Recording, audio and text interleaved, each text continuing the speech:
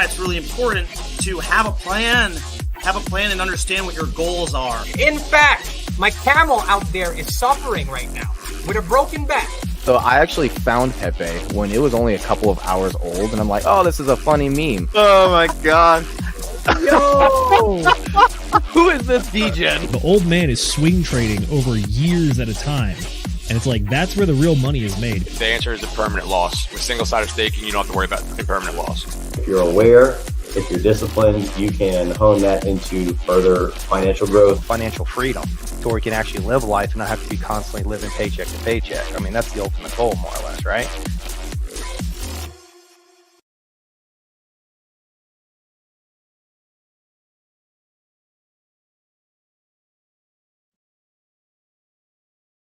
I just realized that I need to unmute myself before I do the intro. So here we go. Ladies and gentlemen, boys and girls, crypto degenerates, ducks and squirrels, welcome to this here episode 32 of the DGen Roundtable's book club, where we're going to be covering the 5 dysfunctions of a team, written by Patrick M. Lencioni. I think it's M. It might be L. I don't know. His middle initial is not important. What is important is that we're going to be talking about the 5 dysfunctions of a team, which are pretty fucking straightforward and easy. And there was actually this super good quote in this book where it was like, there's nothing fucking new under, like, I'm going to totally butcher this quote, but it's like, there's nothing new about these principles. It's just like, they just need to be applied diligently and with persistence and yada, yada, yada. So we're going to be talking about some super common sense shit that people don't think about and people don't do all the time. And we're encouraging everyone at home to do them. And we're going to do it as well. Joining me for this fantastic discussion, I've got you guys at home listening live and on the replay. And I've got a fantastic panel, much more important because they're going to be talking back to me. Other than Kenturian, you're talking back, and Tam Tam as well, and we're going to get to that later. But for my fantastic panel, can you guys introduce yourselves to the folks at home who have never seen you before and give them a quick little spiel about who you are, what you do, and your thoughts on this book real quick? Starting off with my fantastic co-host, Mr. Zenith. What's new and exciting with you, and who are you, bro? Hey, good to see you, brother. Yeah, I am Zenith here on the DGen Roundtable. You can find me on Instagram and Twitter at ZenithDI, as the subtitle thing there says. But other than that, I am the kind of guy that looks at the traditional finance markets, tries to understand why they crapped the bed this week, and how that affects us here in the crypto markets. Yeah, a bit of a legal, government, and traditional finance guy, and how I'm trying to expand that to what we're going here. Fun fact, the traditional finance world is moving to a risk-off kind of a idea right now, and we're kind of seeing that in the market a little bit. Additionally, unemployment did hit the 4.3% number, which surpassed the magical 4.2% number. So because of that, a lot of people are getting kind of fearful right now. But other than that, we're here to talk about the book, which, by the way, I gotta say, good book. Not what I was expecting initially, but at the same time, I think it was great, and I think it really exposes the human element of what it's talking about, because it leads with story and then it draws the details afterwards. So I liked it a lot. Other than that, I'm happy to be here tonight with my excellent co-host and panelists. Name Get It. How's it going, brother? Hey, man. Yeah, no, having a fun time doing what I always do, just working hard, or maybe I'm hardly working. Who knows? Who cares, right? But with this book, I got to say, this was absolutely fantastic. It's a really good, at least for me, right? For me, I'm a guy who can, like, create a story in his head, and I love the visuals of it, and it's almost like watching a movie, right? So when it comes to this book, just having that immediately be like, all right, let's get into the story, right? And then we'll talk about it later. It's like, all right, I think I get it now, right?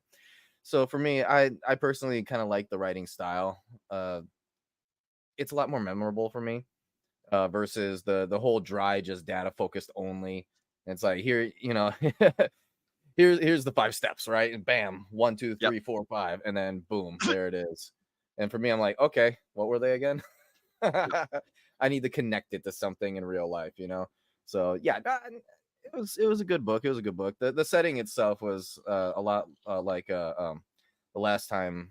Oh, what was it? I'm forgetting right now. If you could remind me, it was the 3 book we did last week. No, Talking about the other Patrick book. Yeah. What was that one called again? Ideal Team Player, right? Yeah. Ideal Team Player. Yeah. So, you know, it's kind of funny because I feel like the Ideal Team Player was like, here's how you can be the best team player possible for yourself. But then the 5 dysfunctions of teams is like, here's the pitfalls that everyone's going to fall into. And you technically can kind of combine them together, I guess, because it's like you can try and help yourself by being the best teammate ever, but you're still going to fall into these pitfalls most likely. So it's like, all right, well, you got to be all around now. So that's the order that the books are written, this one actually came out first, the 5 dysfunctions of a team, and it was so successful that he then went on to write the ideal team player afterwards. So I think that it was kind of like a, these are problems, here's a solution sort of deal. That's my theory anyways. I think what he did was he dug down deeper, because at the end of the book, it's like here's the 5 dysfunctions, and then here's a solution to the dysfunctions, right? Yep. He did that at the end of the book, right? But I think he kind of like dug down a little deeper and was like, okay, you as the individual, you the specific person, now that you've realized like the whole team aspect, like kind of like sort of like zooming out, right? And then yeah, whole thing. But now let's zoom in and focus on what you specifically can do. So I don't know. Great series. I think it's fantastic. How about I do like it. But now I'm gonna go ahead and pass it on over to the lovely, fantastic Mrs. McGettit, the Ascending Woman. You are still okay. There we go. I was gonna say you're muted. What's up, Mrs. McGettit? We cannot hear you. We cannot hear you. Uh-oh. Oh no, man! We just done sound checks too, and they were all good. Oh yeah, I'm supposed to introduce who I am though, right? Like on the DJ Roundtable. Oh yeah, who are you? I forgot about that. Yeah. So Nate, what do you do for the DJ Roundtable while we wait for Mrs. McGettit to finish the sound system thing over there? Yeah, well, for the most part, I'm a little more on-chain type of stuff where, I like to run around on different chains, kind of see what good deals are, possibly like some good projects coming out, the fundamentals of how tokenomics work, just kind of looking through things like that. I know that as far as the macro stuff goes, it is very interesting to me, but it definitely, especially you over there, Zenith, in your legal stuff, like, bro, you can have that one. You can have that. I'll listen to you on that one. So like one of the big things that you focus on, Nate, is that I'm aware of is your yield farming and yield strategies, how to make your money work for you while you're not sitting in front of it and looking at it and stuff. Yes, on chain, looking for good deals. Being able to find APRs that are good, as well as safe farms and everything you can provide liquidity for, get yields out of them. Basically, it's creating money printers overall. The busy man, I call it the busy man lifestyle, basically, where you're able to be as busy as me, working a 9-to-5 job. You don't have to worry about, is it going up or down, red candles, green candles, and what am I trading nowadays? You don't really got to worry about that, or trying to snipe, new projects and things like that, do coins for all that. No, I'm more of like, hey, you know what? This looks like a project where I can go into these farms and I can just put my money there and let it just accumulate. And then as of like, say, tomorrow or the day after, on Sundays, it's usually either Sundays or Saturdays, whenever I feel like it, basically. But that is payday for me. So I get to pull everything out and then be like, ooh, I got free money. What am I going to do with it? It's not entirely free. You totally worked for it, but we forgot all about the working part because now we have the money. So it's like, yes. What do I do? Yeah, well, hey, I'm always working, man. If it's not like 10 hours a day, 5 to 6 days a week, and then on top of it, anywhere from 4 to 6 hours of crypto after all of that. My like, God, I don't know how you do it. Mrs. McGettit, I see that you are back. Can I get a quick sound check from you? Hello. Hey. Aha! Excellent. Well, Mrs. McGettit, for the folks at home who don't know, Mrs. McGettit is our fantastic producer for the DGen Roundtable. She does the one that she's the one that clicks and stars all the chats for me to read, and then does the camera switching and the screen sharing and all that fancy stuff. And she's also in the comments speaking as the official DGen Roundtable chat generator person account thing. So fantastic. Mrs. McGettit, what's new and exciting with you? And what did you think about the book so far? Okay, so I guess I don't have to introduce myself since you already pretty much did. But yeah, what he said, and then also I do thumbnails and that's right, various other like random whatever the heck it needs to be done that I'm asked to do, I guess, pretty much. As for the book, I liked this one a lot. Just Just like I liked the ideal team player for me, just like Nate was saying there. I really like it when they have the story that kind of helps tie all these elements together, rather than just throwing random information and facts at you, because that doesn't stick too well in my brain sometimes. So yeah, I really liked this one, and I'm looking forward to talking about it. I definitely see how it goes hand in hand with the ideal team player, and I noticed that there is also a book about how to like fix the 5 dysfunctions, and I'm curious as to whether or not we can maybe do that one at some point. But Ooh. yeah, I'm gonna have to find that one. I'm gonna write that down in my notes. Shortly after I do one of the chat's favoriteest parts of the show. I presume you're finished with your intro. It sounded like. oh yeah, I'm good. I didn't have too much to say. Okay, excellent. So, ladies and gentlemen, boys and girls, we're about to hop into chat shoutouts, which is one of the very best parts of the show. As you can see, there's a smiley face, which means that it's the very best. Where we recognize you guys for hanging out with us and come saying hello, whether you're catching us for those. This is pretty much for the people on the live, but those of you guys that are in the replay, writing all these comments down on the bottom, we love you guys too. I was recently scrolling through like some of our original videos, like the first 2 or 3 that we posted up, and I was doing like little analysis and writing synopses on like the things that we cover during the show. And I was looking at all the people in the chats, and I was like, damn, these are fucking OGs from like way back, bro. Like way back in the like way back 3 years ago, like that, or not 3 years ago, like 1 year ago when we first started. But anyways, on to chat shoutouts before I speak too much and talk about things. First up in our chats, we've got Mr. Kenturian 54X coming in at 6:31 p.m. saying, "What's up, D-Gens? Listen to this book this morning while baling some alfalfa as the sun came up.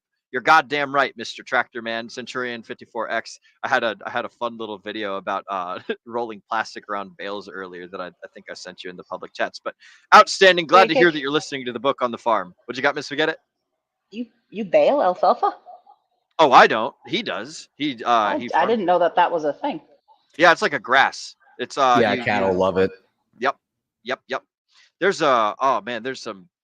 That's like one of the more expensive grasses. As I'm kind of talking out of my ass here, but Kenturian would be able to answer those questions a lot more. But yeah, I just didn't know that, so it was interesting. You learn something new every day, right? Oh hell yeah, I love it. Up next, we got Facing Reality with the Star saying, "What up, fam? What's up to you too, good sir? Glad to see you in the chats." Right after that, we got Tam. What's up, fam? Tam, the #1 pulse chain, hex, and cryptocurrency cheerleader. And thank God you're okay. Thank you. Whew, that was a close one you had today. What's up? Was that today or yesterday? I know her office got a free renovation, if you will, a free patio upgrade for her office. What? Yeah. Long story short, somebody drove a vehicle directly through into her desk. Oh Jesus! Yeah. It was somebody's car had a brake failure, so they couldn't stop, and instead they stopped kinetically via a building. Shit! God damn. Well, glad to hear that you're okay, Tam. My goodness. Yeah, it's on Twitter. She said she's good. Everybody's good. The only casualty is her computer. So RIP the office computer. But other than that, glad to hear you and everyone else are very okay. Holy shit! Well, fuck it, eh? Good to hear that you're doing all right, Tam. Excellent. All right, and then finally for chat shoutouts, we got Mr. Kenturian again asking a question for us. So we'll keep this in the starred area if you don't mind, Miss McGettit. Once I'm done here, have you guys had experience as a leader getting everyone on the team to put the mission before themselves? How did you approach that weekend getaway at Napa Vineyard? I like your use of the comparison, the little weekend getaway. I'll go ahead and take this one first, and I will say, yes, I have had experience as a leader getting everyone on the team to put the mission before themselves. I'm actually going to save that story for later during one of the questions that we have. But yes, I have had that experience before. Mr. Zenith, I would imagine you've had it before, being a Coast Guardsman officer yourself. Something like that. Yeah, being a JO, I've had to do that a few times, rally the troops around a cause and get everybody to get the mission going and whatnot. But at the same time, I think there have been many times where I was absolutely blessed to work with rock stars, and some of the pieces just felt like they kind of fell into place, and everyone just knew what they were doing. They knew about each other, and we just operated in a really high trust environment. So sometimes it was super easy to do that, especially internally. And then when we were working with outside forces and whatnot, we're able to face it a lot better together because we're all automatically on the same page. I'm sure you know this as well, that like just due to the training and just the straight up and very clear and obvious mission, it's that everybody that's in your unit or on your team already understands what the goal is before even getting into it. So you don't necessarily need all these like big come to Jesus moments. I mean, sure, they happen every once in a while where you're like, where everything's like really going to crap and you got to get it together. But at the same time, it's being blessed with working with professionals and people that are mature enough and understand that we are here to do a mission, not just like score points on a scoreboard, so to speak.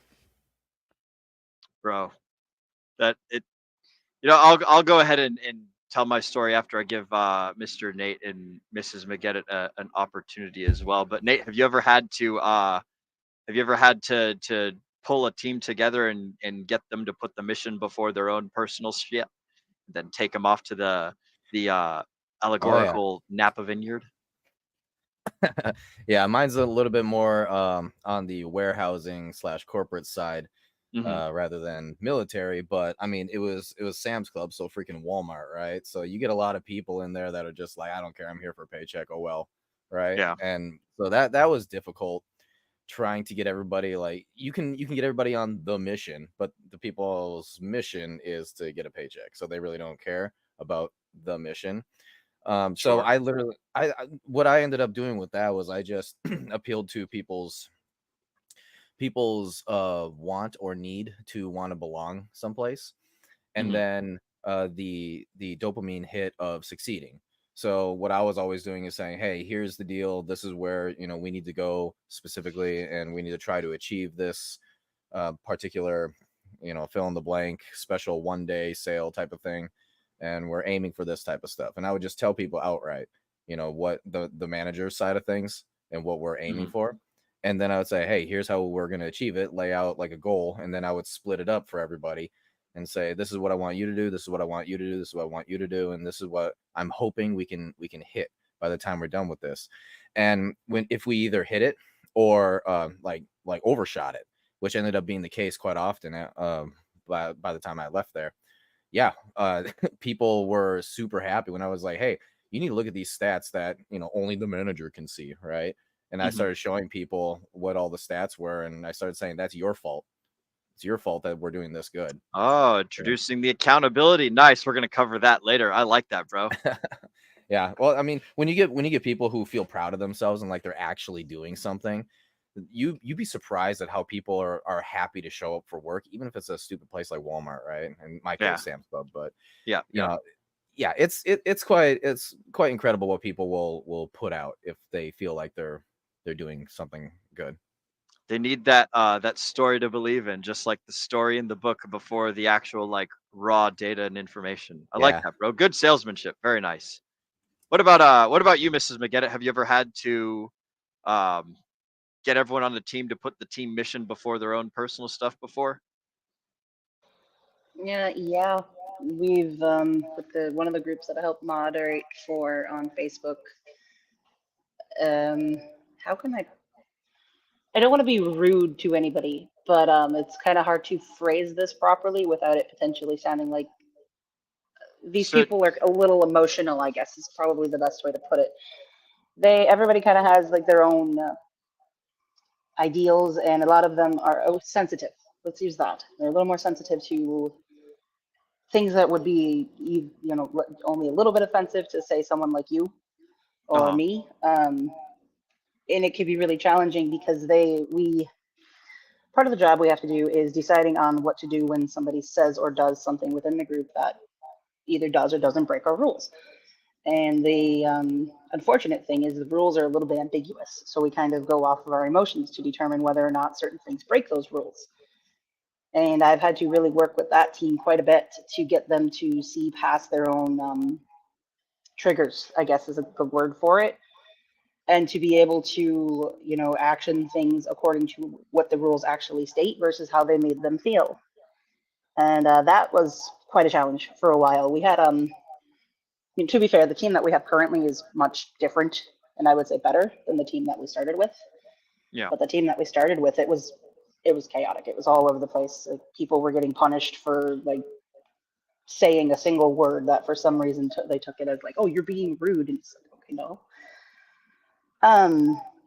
And when we got the new team in, it was a really having to drive the point home of, we need to follow the rules, we need to use our guidelines here to decide how to deal with these things and to take your own feelings out of the picture. And I mean, it's getting there.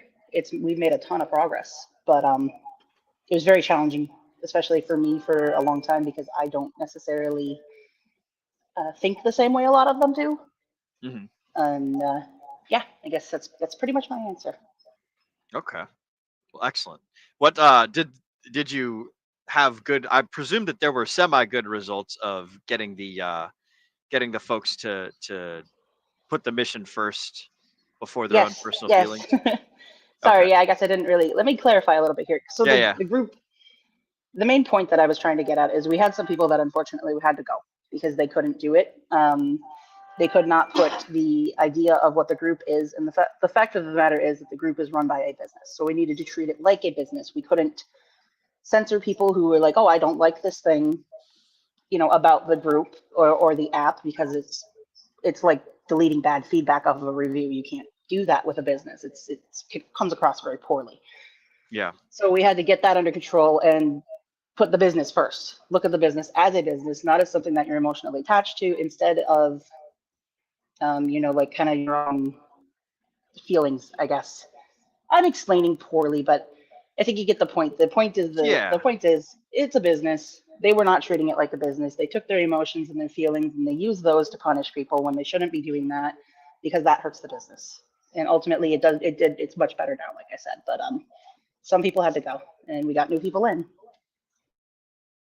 One of the questions that I have in our Telegram is in the get to know each other stage. So I don't know if you guys remember, but at the back half of the book, it talks about like, hey, these are some cool little exercises you could do to solve the 5 dysfunctions. And one of them is like, they get to know your teammates. And so you ask a whole bunch of innocuous questions like number of siblings and hometown and first job and worst job and favorite hobbies and things. And that just reminds me of of like the Nate, you talking about this too, reminds me of like the first job, worst job questions. And I'm gonna go. I'll go ahead and launch into my story of getting some knuckleheads to put the mission first before their own I don't know, interests and things. So when I was in the Marine Corps, one of the deployments that I went on was I was 6 months underway on a Navy ship where the Navy was toting us and a whole bunch of helicopters around the Mediterranean. We actually bombed the hell out of Libya. It was back in 2016. But anyways, like I was a sergeant in what was called the combat cargo squad, or the combat cargo platoon, I should say. I was a squad leader within the platoon, so there was 3 squads. And the squad that I was in charge of had 14 cats from all sorts of different units all over the ship that were like brought into this one particular unit for the simple purpose of the deployment, like getting over and done with. And basically what our mission was as combat cargo was to be in charge of all the Marine Corps gear coming on to and leaving the ship. So like all the people, all the trucks, all the boxes full of equipment, everything. And then once it got on the ship, then it was our job to make sure that it stayed attached to the ship. Because as the ship's going through the ocean, the ship rocks up and down and back and forth and side to side. It does, pitch, it does yaw, and then it does fucking like up down as it goes over the waves. And so all that to say that like every single piece of like heavy equipment that was inside the ship needed to be like chained down and secured tightly to the ship. And one of the things that we had to do as a part of that is we had to go around and check every single chain on the ship. And there was one time where I like went through and I counted them all. There's like 700 and something chains, and they're on like 5 different decks of like storage underneath the ship, and then like up on the flight deck and everything. And you have to literally walk around and like shake every chain to make sure every single one is tight. And I remember when I first got on the ship, man, like all my guys who were basically like the throwaways of every single unit on the ship, because like it's an extra duties detachment thing, the combat cargo platoon. So like I was basically getting every single platoon's reject kids that they're like, oh well, we're gonna keep all our best guys, or we're gonna send our least favorite dude to the combat cargo platoon, and they'll just have to fucking figure it out. So I was dealing with like all of the units rejects and everything, and my little 14-man squad, I had to be like, listen guys, we're on this fucking tin can for 6 months. we could do this job and get it done and not have to worry about problems, or we could not do the job and then all sorts of shit gets destroyed, and then we can't go and, you know, like bomb Libya, and we can't go and do humanitarian aid over in Ghana, and we can't do all the fucking different little missions that the ship was set out to do because the fucking chains were loose, and some people wanted to go and like hang out on the smoke deck and just chit chat and jab around and go get chow instead of like going and checking these chains every 4 hours. So it's basically just like a little come to Jesus moment where it's like, hey guys, like this is a thing that we're in charge of, and we could do it or we could not do it. So like the choice is yours. If we do it, then, you know, we live happily ever after, and we suffer every 4 hours. No big deal. We'll do it in shifts, and like we worked out a schedule and things.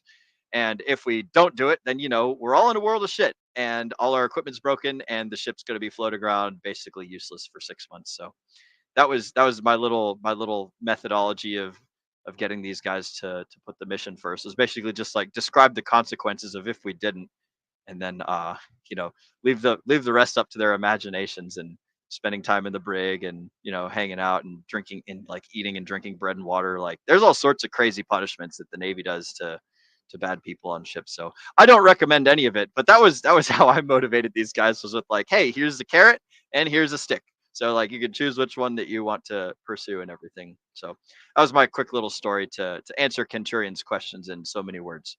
But anyways, thankfully I'm gonna go ahead.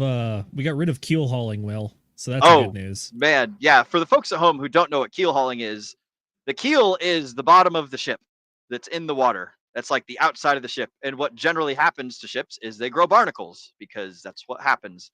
And back in the day, whenever you did something really fucking bad, like so bad that it would warrant, like, you know, basically being killed, is they would keel haul you, which is where they would throw a rope around the ship. Like in the front, they'd throw it over and then wait for it to like drag under. Then they'd pick it up on the other side and they'd bring it up to the deck.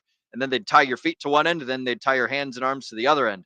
And then they'd lower you down into the water, and then they'd drag your body across all the barnacles on the bottom of the ship. And basically, like, you'd be drowning too, you know, depending on how long it took for them to drag you across the belly of the ship. And then they'd bring you up on the other side. And most people would die from drowning, and the ones that didn't often died from like infection or from the barnacles and things. But that was like one of the capital punishments. Like walking the plank was the nice one. That was like the bad one, if they really wanted you to suffer. And sometimes they would keel haul a couple times. And, you know, like people whoever survived it was like, okay, you're considered forgiven for whatever your crime might have been. Maybe they, like, I don't know, stole from some other pirate or something. But yeah, bro, keel hauling, that's no bueno. For the folks at home who don't know what that is, there's a nice little image for you guys to have in your head before we talk about the 5 dysfunctions of a team. So hey, you guys don't have to worry about getting keel hauled if you got these 5 dysfunctions, which, by the way, Mrs. Producer, if you don't mind, I'm going to go ahead and share my screen here once I find the correct tab to bring up. So let me know if you guys can see this.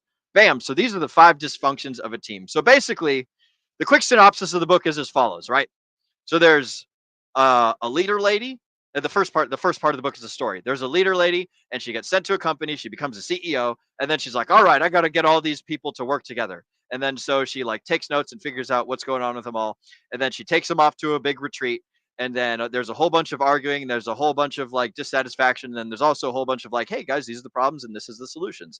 And they go over these 5 things. From the bottom to the top is like most important to least important. And like the like, as you can see on the diagram here, like absence of trust on the bottom, it says go first. And then the next important after that is the fear of conflict. And then after that is lack of commitment, then avoidance of accountability. And then finally, like the least important, but still like relevant, is inattention to results. So again, they're ordered from like most important on the bottom to least important on the top. And that's like the order that you're supposed to address these problems in. But yeah, that's what they talk about in the book, is these 5 things and how to fix them, and ways by which they can get better. And that's basically the synopsis of the book from like Will's Peanut Brain Diamond Hand. I thought about having ChatGPT write up a boring old summary, but I opted to go with I'll just show you guys a fancy fun picture, and that'll be basically it. So that's more or less the synopsis of the book. Mrs. Bruce, I'm gonna go ahead and stop sharing my screen here. So bam. So what does it mean go first when in that picture right there? Oh, that's the like if that is a problem, that's the first thing that you have to solve. Like some teams, they trust each other. So if you've got that like base level of trust already established, then you can move on to the next one. But pretty much like it's just the picture telling you like start with this one here and then move yeah, up there. Oh, basically it's like this kind is of the confused most me a little bit. yeah, exactly. This is the most important one to take care of first, and then everything like comes after that. So that's the basic general gist of it. Did this make sense when you guys read the book? Because I was hoping that they were gonna like list them all off at some point, and I think at some point in the middle of the story they're like, hey, this is the first one, and then they dwelled on it for like a whole day and a half, and then like when they did the second one, the guys in the story were like, you better fucking tell us the other three, because I don't want to wait another fucking day and a half to listen to the rest of these 5 dysfunctions and things. But I thought that was pretty interesting. So actually, guys, for my first question for you, before we get into like the actual meat and potatoes of the book, I'm gonna ask, was there anything in this book that stood out to you? And Zenith, I'm gonna choose you last for answering this question, because you have that little that Stephen Covey bit that you want to tack on there. So Nate and or actually, I'll go ahead and answer first for the stuff that stood out to me, while Nate and Mrs. Producer, you guys can go ahead and think of an answer. I'll say that the thing that stood out to me the most from this book was like analyzing the behaviors of the people in the story. That was the funnest part for me, was like saying like, oh man, this Mickey chick, she's a fucking bitch. Like screw that turd, you know? And then like, oh, this oh man, what was the engineer's guy name? Mitchell or Michael or something? I don't know, the British dude. In the audiobook, they actually had a British accent for him, so that was pretty fun. I enjoyed that. But yeah, he was kind of like a fun little nerd. And then I did not foresee JR being like the first guy to like quit and like run away and stuff. So like you're totally right, Nate, when you said earlier that the fucking story makes it super memorable, because I would not be able to remember these things without the fucking story. But Nate, I'll go ahead and toss it to you. Is there a part of the book that stood out to you more than anything else while you were reading it?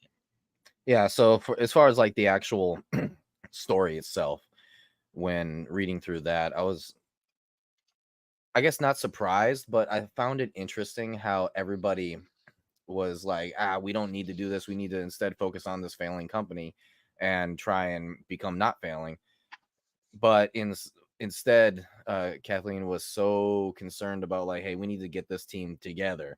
And because she was trying to get this whole team together like this, yeah, like you said, JD ended up just straight up leaving. Freaking Mickey just ended up getting straight up fired. Well, more like left, right? Yep. Yeah, and it's like and everybody was always doubting, is this actually necessary? Is this really actually important? Like, and it was an interesting dichotomy to really look at the difference between just how important like this type of teamwork is, but then the way that I envision people thinking about this, like, do we really need it, and how important, and them thinking it was not important, and that ultimately it just leads to people leaving and quitting and just being like, nah. But it's a happy ending in the end.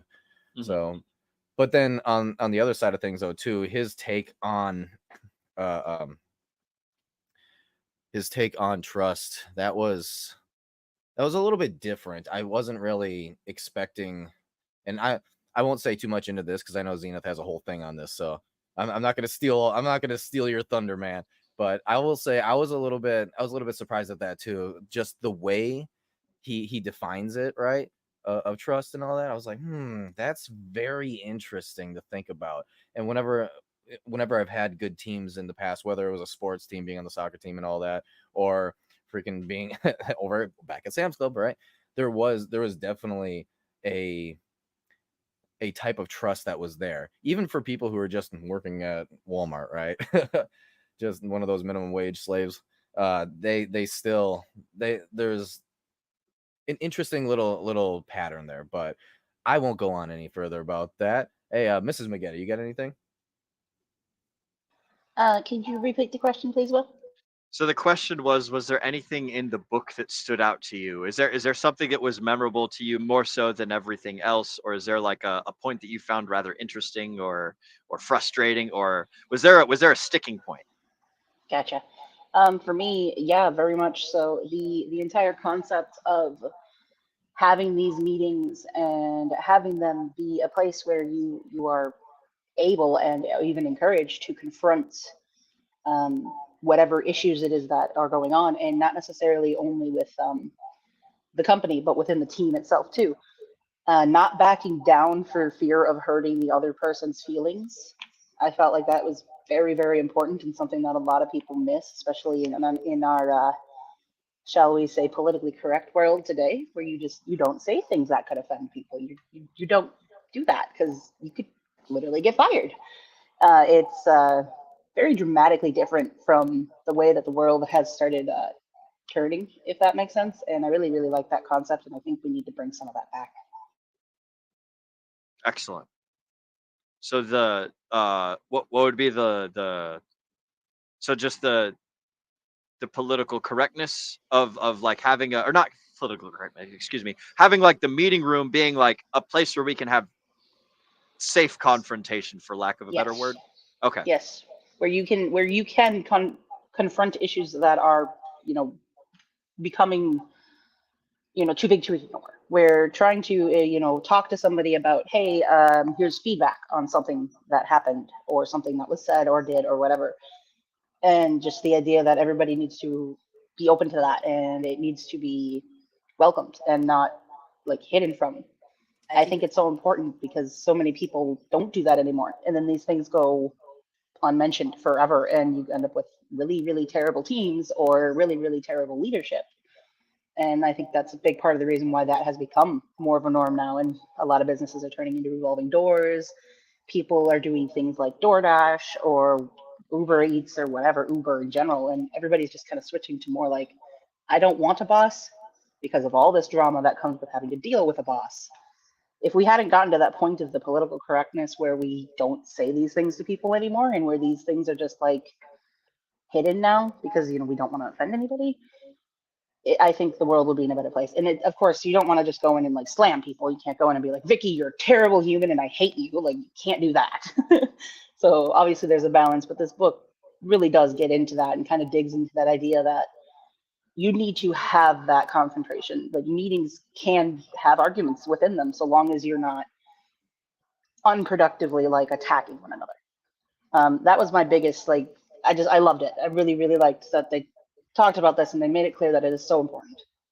I like that they said also that, like, if we aren't arguing about anything, then we're gonna end the meeting because we shouldn't be here. Or something like, I remember that was a part of the story. It's like, if we're not having conflict, then like, what's the point of having the fucking meeting? We'll like dip out and then go do our things, and then the next time that we need to conflict over some things and have like, healthy confrontation, then that's when we'll do it. So I like, that's a good spin, Mr. McGinn. It actually reminds me of for those of you guys familiar with Michael Sartain, he runs a program called the Men of Action, and one of the things that one of the mantras they repeat in the Men of Action is that we embrace confrontation so that way we can avoid conflict. Now, he's using the same word in a different meaning, but like, the idea of confrontation in the MO Action is like applied here to this book, the way that they use conflict, where it's basically like, hey, we talk about things that are issues in like a tactful and like direct and honest manner, like not mincing words and all that stuff, so that way like we can avoid stewing up feelings of resentment and like bigger problems building up because we just kept it all bottled up inside and all that stuff. So excellent point. I like it.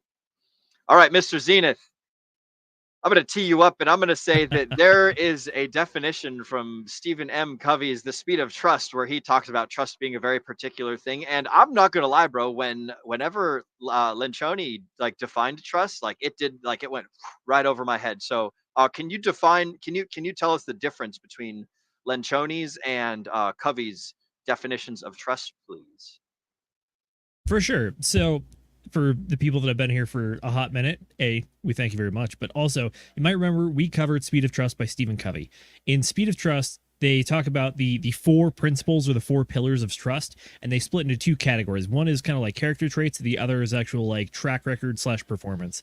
And the 4 things are integrity, intent, capabilities, and results. And that is what makes a trustworthy person.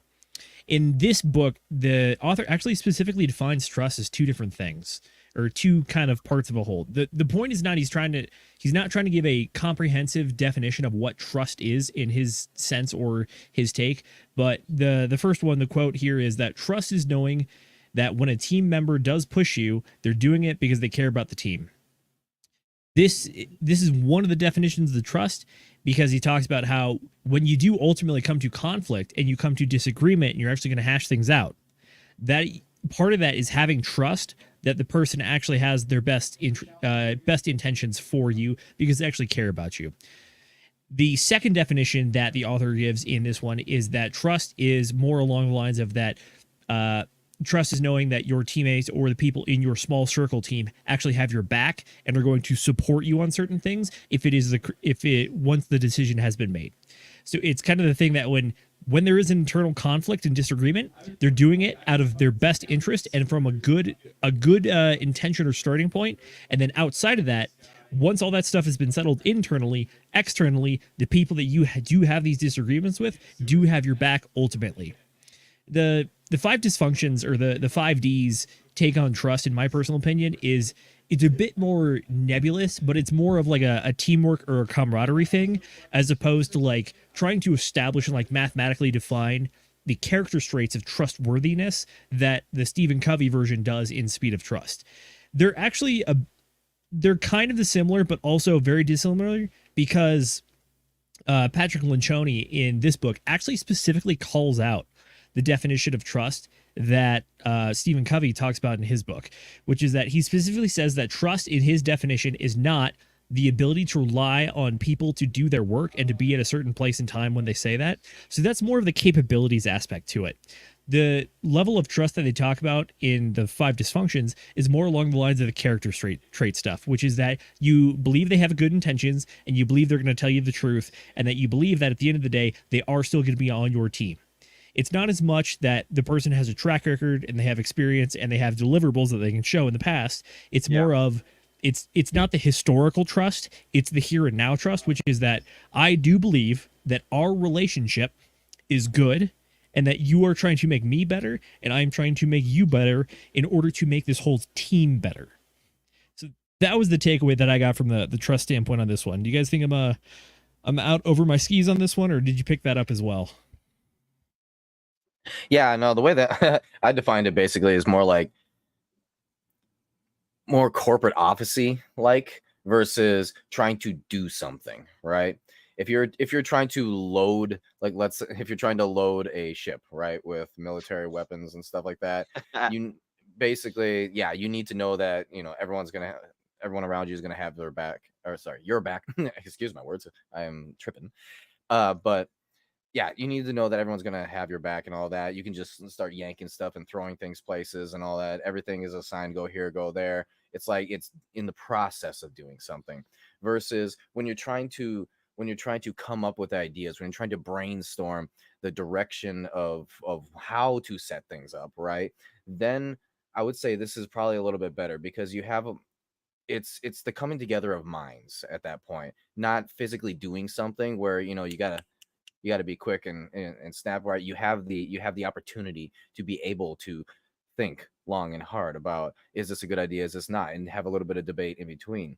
So I think that trust comes from actually helps the conflict, where it's like, hey, you and I are going to have a conflict because we disagree in the way that we should do this, but I do trust that you're coming from a place that is going to try the same place that I'm coming from, which is going to try and elevate this business.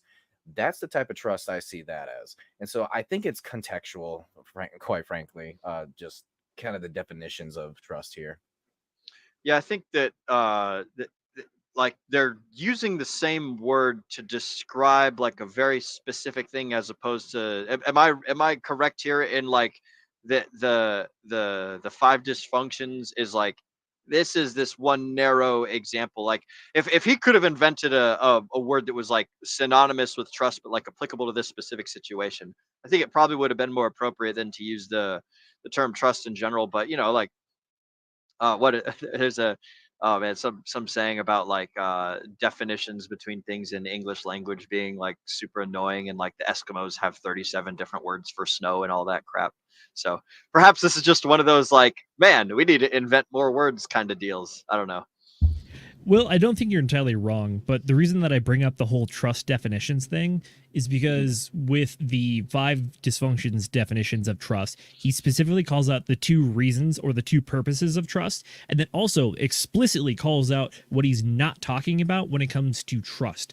But the great irony is that if you kind of look at the stuff later down the road, he does specifically address kind of the other aspects of the Stephen Covey definition of trust when it comes to like performance and capabilities once you get to the individual versus team performance thing.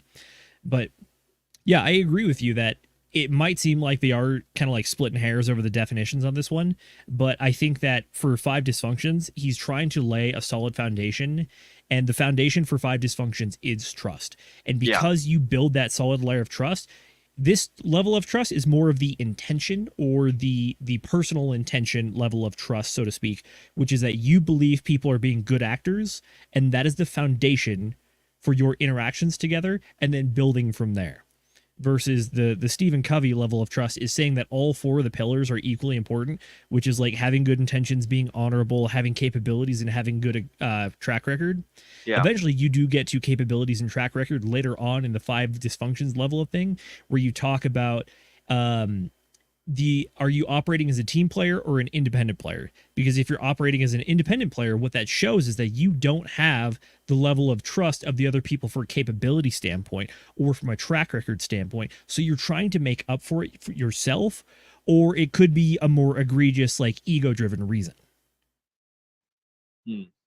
I do think I think that what the next question that I have that I'll go ahead and tee off right into, because we're rolling right into it, is like, do you guys think that one of the dysfunctions matters more than the others, or do you think that he nailed it when he said that trust is the very first one that we should address? Trust. Yeah. You go ahead. You take it, Z. Trust is the base. Everything else is built off of that. Yep. Because if you don't have the base level of trust, you're not going to be able to get over the other dysfunctions. So real quick, the other ones are fear of conflict. If you don't trust the people, how can you healthily go into a conflict and expect it to end well, or other people be good faith actors? Lack of commitment. If you don't have trust, how can you trust that other people are committed to the cause as well? Avoidance of accountability. Again, accountability. You got to trust that the people who are holding each other accountable are doing it for good reason. And then finally, inattention to results is a more nebulous one in my personal opinion, but at the same time, it is kind of like the very tippy top of that achievement pyramid. And it is an important one, but at the same time, it's not entirely built on trust. That one, in my personal opinion, is a little more mission focused, which is that if you are not specifically defining your mission with actual outcomes, you can fall into the trap of kind of like some nonprofit-esque activity, so to speak. But in my personal opinion, trust is the base of everything. And in the way that the author lays out this book, you have to cover the trust base before you can start kind of ascending the pyramid, so to speak. I like it. I'm inclined to agree. I wanted to open up conversation if anyone had anything different, but it sounds like we're all in agreement here. Mrs. McGinnis, I presume that that you think that trust is the most important as well. I see you're still on mute. Oh, I was going to say, can you give me a thumbs up? But oh no, I just usually mute in just in case so Nate and I don't run each other over. No, I absolutely agree. Definitely, trust has got to be established before you can have any kind of a team, in my opinion.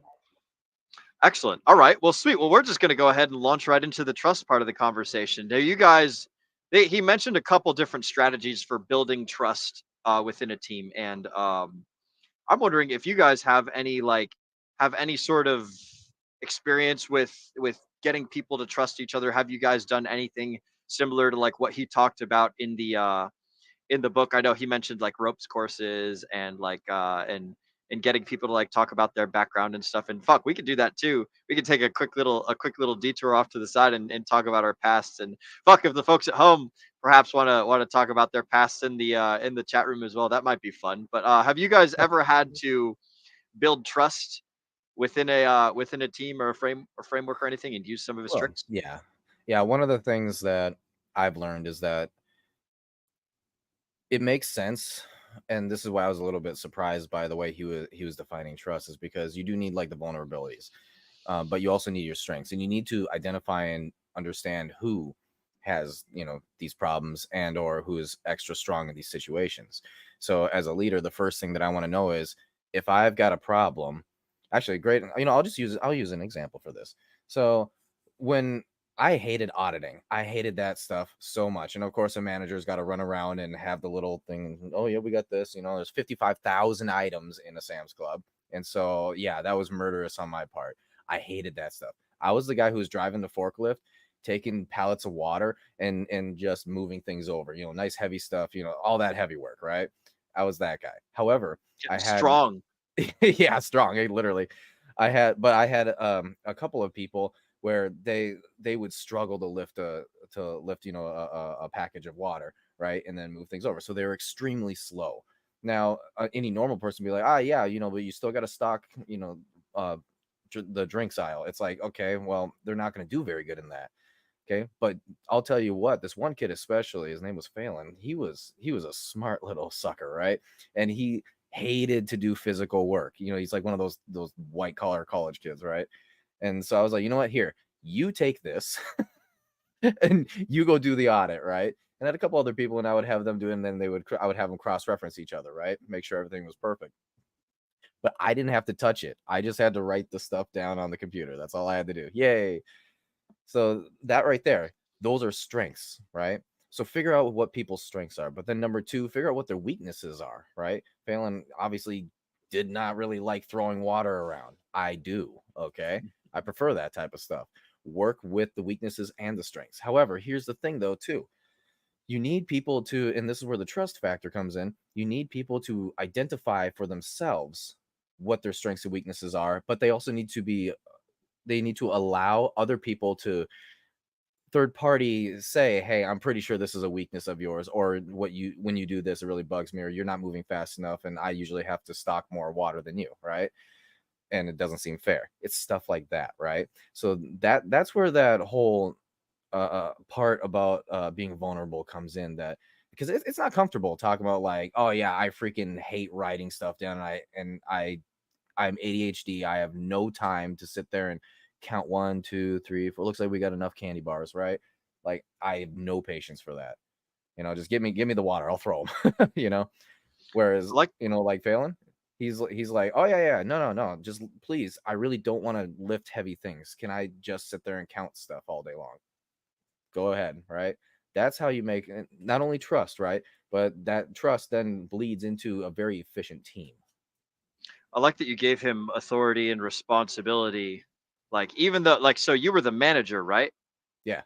Yeah. So, like, you were still accountable for the end result, but you gave him responsibility and you gave him like a little bit of authority to like get this thing done. And like, generally people when they're not in a position of authority and they're given like an important task that needs to be done, you know, a lot of the times people will step up to that task and then they'll see to it getting fixed. That, you know, makes them feel good. And like giving people like something that's like valuable, like it comes with meaning, and that probably helps build trust too as well, you know, like just like, hey, this is very important, I'm giving it to you, like I am trusting you, I'm testing your reputation, and I'm also testing mine, so like sink or swim, what are you gonna do? That's how I kind of see that a little bit. And you had mentioned the vulnerability, man, and that was that word. Like when I first heard that word in the book, I was like, God, I don't like that fucking word. I I Me was too. Me what too. yeah, I wanted to like, I want to switch it with something like confidence or like competence or something along those lines, because vulnerability makes me think of like, you know, a turtle flipped over on his back, as opposed to like a lion that doesn't give a shit that he's taking a dump out in the middle of like out in the open because he's the fucking lion, you know, right? Like I think that the idea of like he's got the ethos of the word, and this is one of my questions that I had earlier on in there, is like, did he choose the right word when, and you know, perhaps we're going to get lost, you know, chasing definitions again, but I didn't like the ethos of the word vulnerability. Like personally, I think that like he could have replaced the concept with something a little bit better, like and like word selection is very important when you want to like paint a picture inside of someone's mind. So if you're telling a story to a kid, or if you're like at a bar trying to impress a girl, or if you're like on a mission with the boys, the way that you select the words that you're saying is like it's kind of like a fun little hypnosis and sales game. The way that you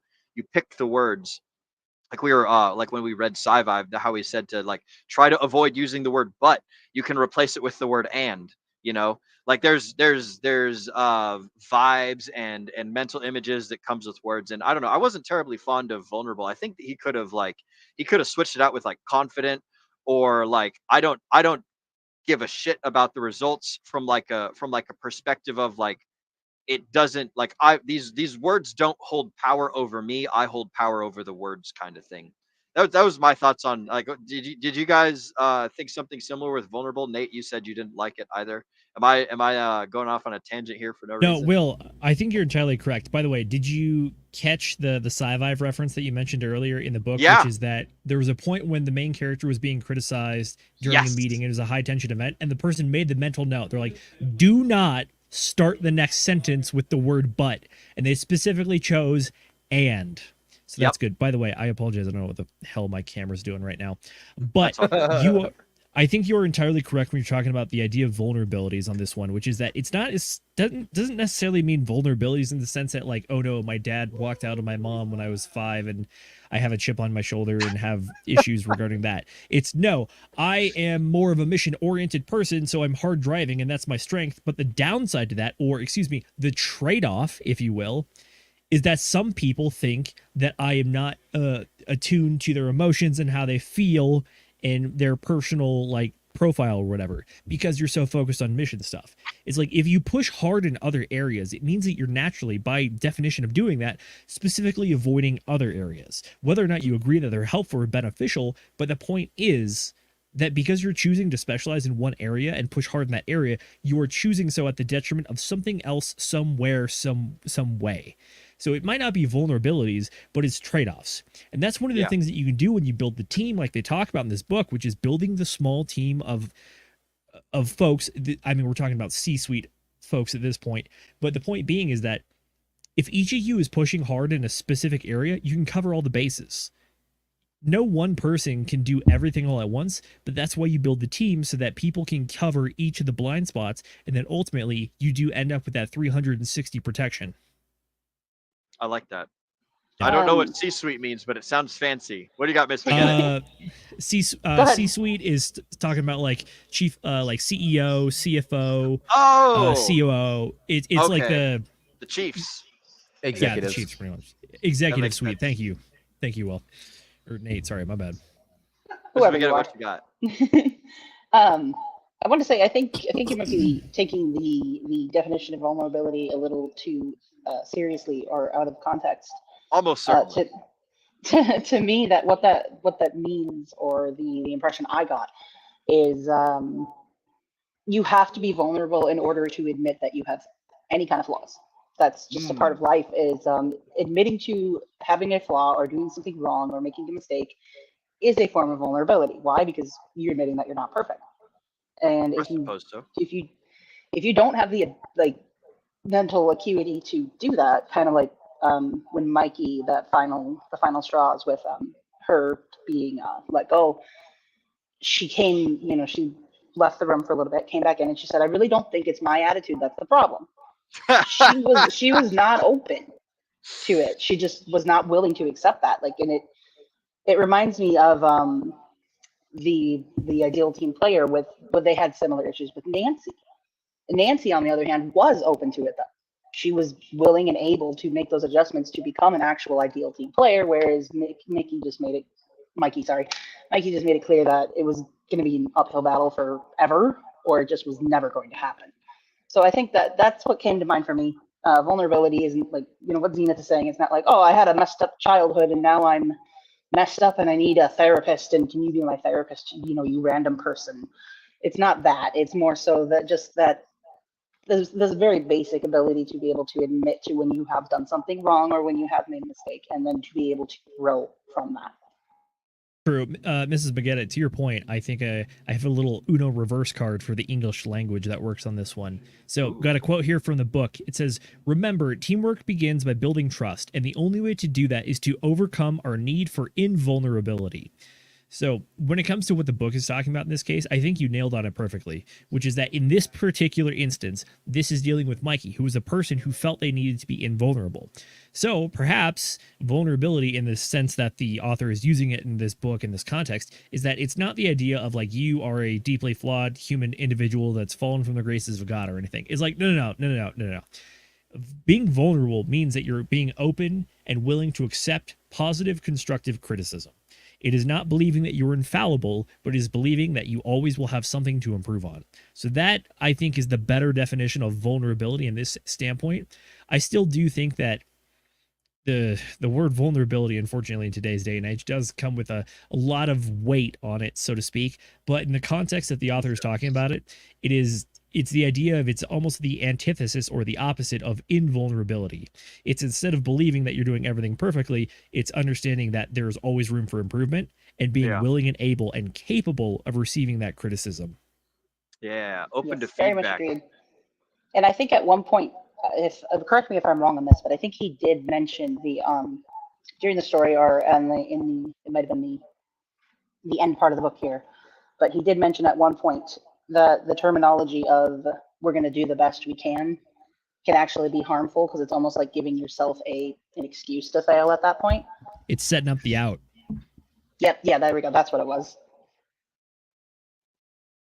I agree with Zenith. Perhaps this book was written before the ethos of the word changed. Oh, I see the kitty cat. Stab my train of thought. Hang on, I'm gonna collect it back. Perhaps the book was written before the ethos of the word changed, or there could have just been something, but like I'm probably focusing a little bit too much on like the vibe or the woo woo wah wah of the word, and I like to cast the positive and empowering spells. But yeah, like the points that you guys are making are sound. I like it. Yeah, that's very well said, Will, because in today's day and age, words have become something very different than what they really should be. There's a lot more things attached to whatever certain words people decide to attach them to, quite frankly, because it can really be anything. And it changes constantly too with the society.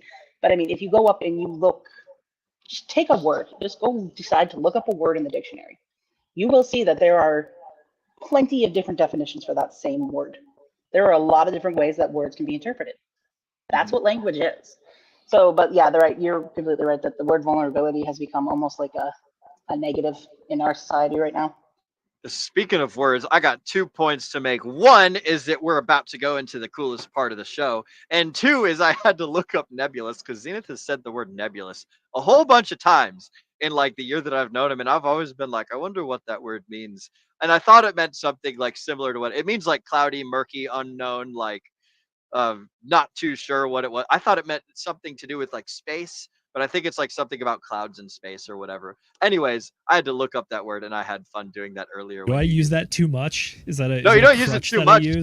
No. It's just a word that you use often, and I'm always like able to sort of kind of pick up on the context a little bit, but like I had to go and make sure just now, because I was like, oh fuck, I don't know what that means. So I went and looked up nebulous, and it means like cloudy, murky, unknown, unclear. I was nebulous on the meaning of the word nebulous or something like that. Anyways, it's time for chat shout-outs. We do it live, folks. We do it motherfucking live. All right. First up, we've got our very own Agent J of the Degen Roundtable saying, hey, gang. Aloha, Jay. Nice to see you, amigo. I hope you're still with us. And if not, I hope you're doing great things wherever you might be. Next up, we got Paul Sachs saying, what? Going across the keel was his favorite pastime. I would like to hear these stories one day, Paul, when next I come and visit you. Which actually, I got to go up and work on that tower on Monday. So I'm going to be hitting you up, good sir. And then Ramon Carrillo saying, what's up, fam? Another in real life friend of mine, Ramon Carrillo. It's good to see you, broski. I should hit you up when next time I'm heading down your way as well. And that concludes chat shoutouts. We are now all caught up. And we've covered trust pretty damn well. Holy smokes, we've been doing this for an hour already. This is crazy. All right. I got a question for you guys. Us here on this DGen Roundtable Book Club team, not necessarily like the DGen Roundtable as a whole, but just on this DGen Roundtable Book Club. Do you guys think that we have any relevant dysfunctions of these 5 dysfunctions? I think that we got the trust one down pretty good, personally. But let me see: fear of conflict, lack of commitment, avoidance of accountability, inattention to results. Do you guys think we have any of the 5 dysfunctions here on the Oh, we DGen got all Roundtable? 5 of them. All All 5. five? Major red too. Oh, okay. All right. You're being a silly goose. I think that like the only one that we might not have on this one is maybe inattention to results. But I think that like as far as doing teamwork stuff goes, we got it pretty good. I suppose inattention to results might be just like, me not clicking the unmute button when I go to start a stream, or fucking like rolling over the chats or doing some silly thing. I guess like as far as the teamwork stuff goes, I think we're doing pretty good. I'm pretty satisfied. Zenith is off camera, so I'm gonna presume he's got nothing. Mrs. McGettit, do you think that we got the 5 dysfunctions down pretty good? She is AFK right now. Oh, AFK. Oh shoot, I should have looked at the private chat. Look at that. Inattention to results. Damn. Zenith, do you think that we got the do you think that we got the 5 dysfunctions down pretty good? Is there anything that we got going on here on Book Club as far as 5 dysfunctions? Are you asking about book club specifically, or like Book club DRT? specifically. Not DGen Roundtable leadership as a whole. That's a different conversation. But like, and I don't know if we should be talking about like what we're here on right now. I think like as far as DGen Roundtable Book Club goes, I think that we're pretty decent. I'm not. Yeah, I think we're pretty good. The only thing I could potentially consider maybe is the inattention to results standpoint, which is like, what is the goal or the metric that we're trying to measure success against? I personally think that a lot of us here are just measuring it against like, are we putting on a good show that provides value to the audience? And it's like, that's more of a subjective thing that we have to measure ourselves. At the same time, it's theoretically possible to answer that with like audience views or like live viewership or whatever. But I mean, this is my personal take, is that we're not large enough yet where we can reliably count that data as an accurate reflection of the very specific thing we're trying to measure, because a lot of things can skew that data for us. So that is one of the possible answers to that question. But at the same time, I do think that the mission statement, which is trying to provide value to people every time they spend time with us, I think we do fulfill that mission statement. Damn, bro, I was gonna go with the whole like, are we having fun talking to our friends about books more so than the show? hey, no, we do that. Don't get me wrong, we do that, absolutely. And when it comes to the commitment and the accountability, it's like, yes, we are all here. We read the books. We try to every week, and if we don't, we're more than happy to admit it and be like, yeah, I had to catch like the last like 3 chapters on summary. It's like, wow. It's up until that point, we're good. We're committed. Yeah. We hold each other accountable, and we're not afraid to admit our mistakes.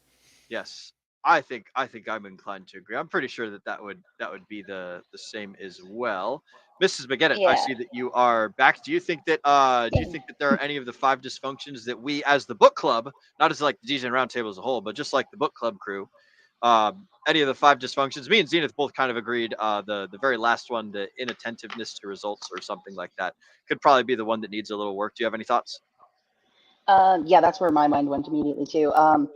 And for me, it went to the fact that the book club unfortunately does get lower views than most of our other stuff, and we have just kind of accepted that that's how it is, because it's a Friday night, not as interesting especially not for like the crypto crowd, because not everybody wants to know about books.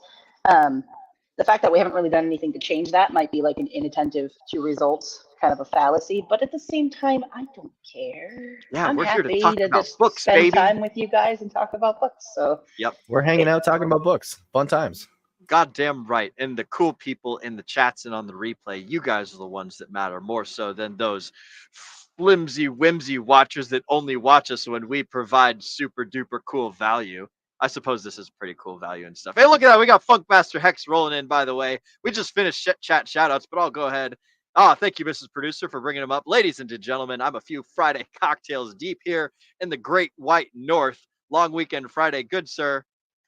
cheers to you, and welcome.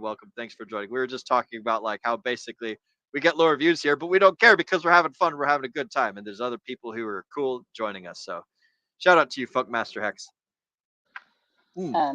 Just to finish off here, yeah, I agree with both of you. I don't think there's anything else that we're missing, at least in this little grouping that we have right here. I don't see any lack of trust, fear, conflict, lack of commitment, or accountability issues with us. So, I mean, that's just me. I could be, tooting our horn here. No, I think we're all on the same page. The only thing we're lacking is time in the market, so to speak, which is like what? This is book club episode 32. Yeah, we're still building the backlog. We're still building the consistency. I don't know, maybe by episode 100 we'll have a good viewership, but at the same time, I think we all have been very clear that the viewership doesn't matter a whole ton. Obviously, we're trying to add value to the audience and the people that do show up, but at the same time, we're not trying to like spend $1,000 on Facebook marketing and flyers and handouts to ensure people come here and do stream giveaways and Twitch embeds or something. It's like, no. Ooh, We believe that what we're doing is providing value. It's part of the core mission statement of DRT, so we're going to keep it going. Building professionalism, building the backlog, building consistency. There it is. I like that. We should put that on a sticky note. Building professionalism, building a backlog. I can't remember the other one.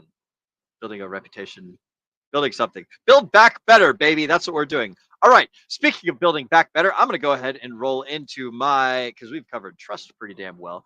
I'm going to go into fear of conflict. And we're going to talk about fear of conflict. Why do you guys think that most teams often try to avoid conflict? Is it Don't want to get fired? Yeah. Oh, very good. You're not wrong, good sir. I'm gonna tee off a couple more answers that I think might be appropriate. Most people probably don't want to be fired. There's likely a select few that are like, I don't give a fuck what's going on. I think that most people try and avoid conflict because they're weak little bitches. That's what I think it is, and they can't handle the stress of real life. That would be my like my number one guess is people are general, and I like we can throw like that sort of kind of categorizes into fear of getting fired is like, oh no, I'm gonna get fired or whatever the heck. Oh, well, there goes my little fidget tool. I think that it kind of like dovetails into that pretty well. What do you guys thoughts? Nate, is that your main one there, good sir? Yeah, that's absolutely it. I mean, there's a couple of different things, especially like psychology gets involved with it, where you have individuals that themselves really don't like conflict, right? And so they would just rather get along. What's that? Get along to get along. Go along to get along. Go along to get along. Thank you. Yeah. Go along to get along. They're just fine in having somebody else make a decision for them, and then they can just go about their business, right? It's a lot easier. It's quite frankly, it's lazy. So maybe you could go ahead and throw that in there too, because they're not willing to think through any of these conflicting ideas that they may have about the direction of whatever the company is going, and so therefore they're just like, yeah, sure, whatever, it's good enough for me, But I would say number one by far is they don't want to get fired. I like it. I think you're very correct on this point, which is that this falls into the concept of politics for the book, which I got a quote here for you, which is, quote, politics is when people choose their words and actions based on how they want others to react rather than based on what they really think. So in this regards, for kind of like the everyday person, not like the C-suite level people in a company or the people with like authority or people who don't have too much authority over them, aside from like the board of directors theoretically and the shareholders, it's that, yeah, unfortunately, I do think that this is a little bit of 2024 talking here, which is that the climate place inside a lot of corporations and the corporate environment is become to the point where it's like people are worried about getting fired either by doing something that other people has deemed to cross the line for some weird or arbitrary feeling guideline that goes on. But at the same time, it also is a fear of poor leadership, honestly, which is that if you fear that you're speaking out against leadership, the leadership has shown that they will retaliate at people that are not like in line with the mission or pushing back. It's like, that is a very real fear. And unfortunately, what that does show is that you're in a very bad climate environment, which is that if upper management or your direct management is incapable of receiving feedback, if you provide it correctly, by the way, if you're not providing good feedback, then you got to self-reflect a bit and understand that it's you. But at the same time, it's the idea, if you are censoring yourself or limiting your activity or explicitly choosing not to do things that you think are the best course of action, you're doing it for a reason. And the reason is that you're worried about repercussions upon yourself. And that really is an incentive structure that's built upon poor leadership or poor standards or poor environment, whatever you want to blame it on. But at the end of the day, when it comes to that, the buck really does fall on the leadership and the people that are the ones that are being feared, or the people that they believe reprisals are going to come from. So that is a bit of a communication on that. However, at the same time, it is possible to take that standard too far. And if you just believe in things that are not actually happening or not capable of existing, that's a you thing. So there's a give and take on that one for sure. As far as the fear of getting fired goes, I do think that the author talks about, what's the definition for this one? A fear of conflict. The fear of conflict is defined in a few different ways in this book, in my opinion. But as far as the 50% solution, fear of getting fired, I think is the number one. I think Nate nailed it on that point. Yeah. What do you Unfortunately, you're completely right about corporates.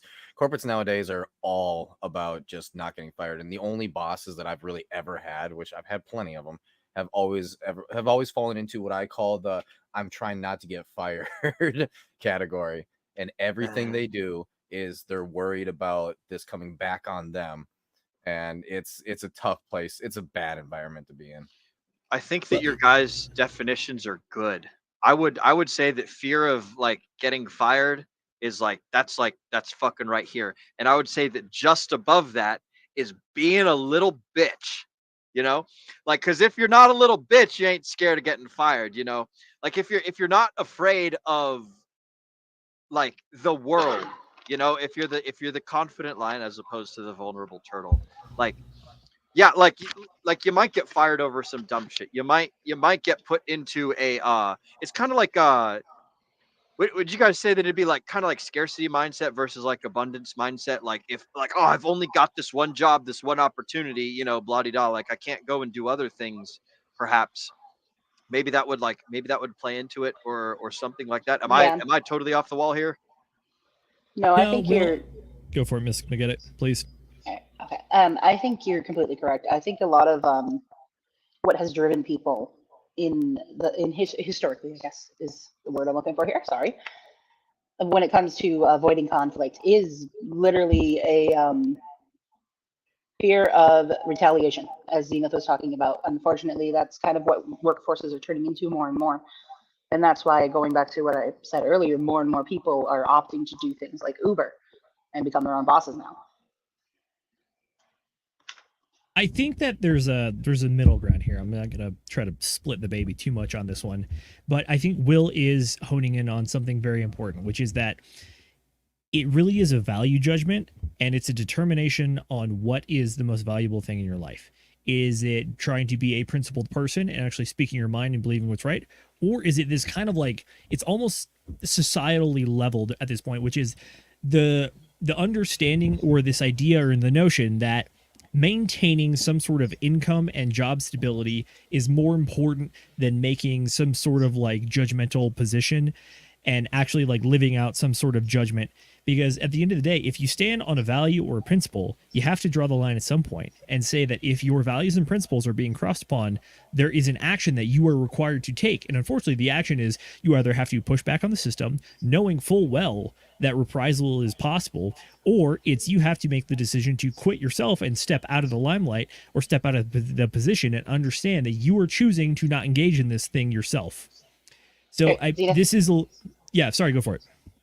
No, I wanted to say, accountability moment here. I completely forgot what I was going to say when I started that, and you just totally took off on it. So really quick, what I was thinking when I started to speak, and I'm sorry, guys, was that more and more people are pushing back, like what you're talking about. They're holding their core principles to be more important than the job nowadays. And it is something that to me is a huge, huge, huge deal, because one thing that I like to tell, I've had friends who have had like job conflicts, and one of my friends recently was like, they put her on for too many days. She was signed up for, she just started the job and she was signed in for part-time, and they were giving her too many days, and she was exhausted because she hadn't been working for a while, just getting back on the job. She was doing a bunch of other stuff in her life, and it was just like, it was killing her. She wasn't doing well. And she mentioned it, and I said, go to your boss and tell them and ask them to give you less work, and just for now tell them that you're worried that your performance is going to suffer because you're doing too much. And if they won't give you that, then quit, because quite frankly, you don't need that job. That job needs you. There are millions of jobs out there. You can get a new one. Do not let a job own you. And it's been such a for me, it's a really big deal that people understand that what value they provide is why the company hired them. The company did not hire you just because they needed to throw bodies at, well, I mean, some companies do because they're desperate. But at the end of the day, without you, they're the ones who are going to suffer. So you need to put yourself first. You need to put whatever it is that you need before whatever the job needs from you. And if the job isn't working because you've got a terrible boss, get a new job. You do not need to depend on it. The job needs you more than you need it. There are dozens of jobs out there nowadays, especially now. I think we're all in agreement. I do think that this is more of a commentary on the current market, specifically in the United States, where all of us work. But to try to reel it back a little bit to the book specifically, what the book is specifically talking about, my robot. Yeah, you're roboting. Yeah. All right. It looks better now. Try again. Is Do it it again. better now? Yeah. You're gonna have to start over though, because I didn't get. Yeah, any we'll take it button from the top. Every 4 words. Thank you, Paul Sachs. Yes, wrecked indeed. REKT. Yep. Wrecked. Yep. What we're talking about here is definitely a bit of a current commentary in the current day and age, but it's absolutely the belief that trying to maintain, it's the idea that being in a workplace is that you are trading your work for your paycheck, as opposed to trying to make political statements about everything you do. Although unfortunately, in some cases, we are moving towards that. But also at the same time, what Cass was talking about, which is that if you are specifically in a position where you feel like you're being taken advantage of, it's more of a failure in negotiation and agreements and one party not upholding their side of the bargain, which is that if you are specifically signing up to be a 40-hour week worker, understand that that is what you're signing up for. And at the same time, there are limitations on that. But conversely, if you're signing up to be like a supervisor or some sort of higher level position that cares more about output rather than hours clocked in and the productivity managed, then understand that sometimes, you're going to be asked to do more in certain situations and you're going to have some lenience in others. But to bring it back to the book, we're talking about I'm going to get my phraseology correct, the fear of conflict. Fear of conflict in this specific example with the book talks about 2 things in my personal opinion. One is that it talks about that either the conflict is going to bring about nothing or it's going to bring about a negative situation.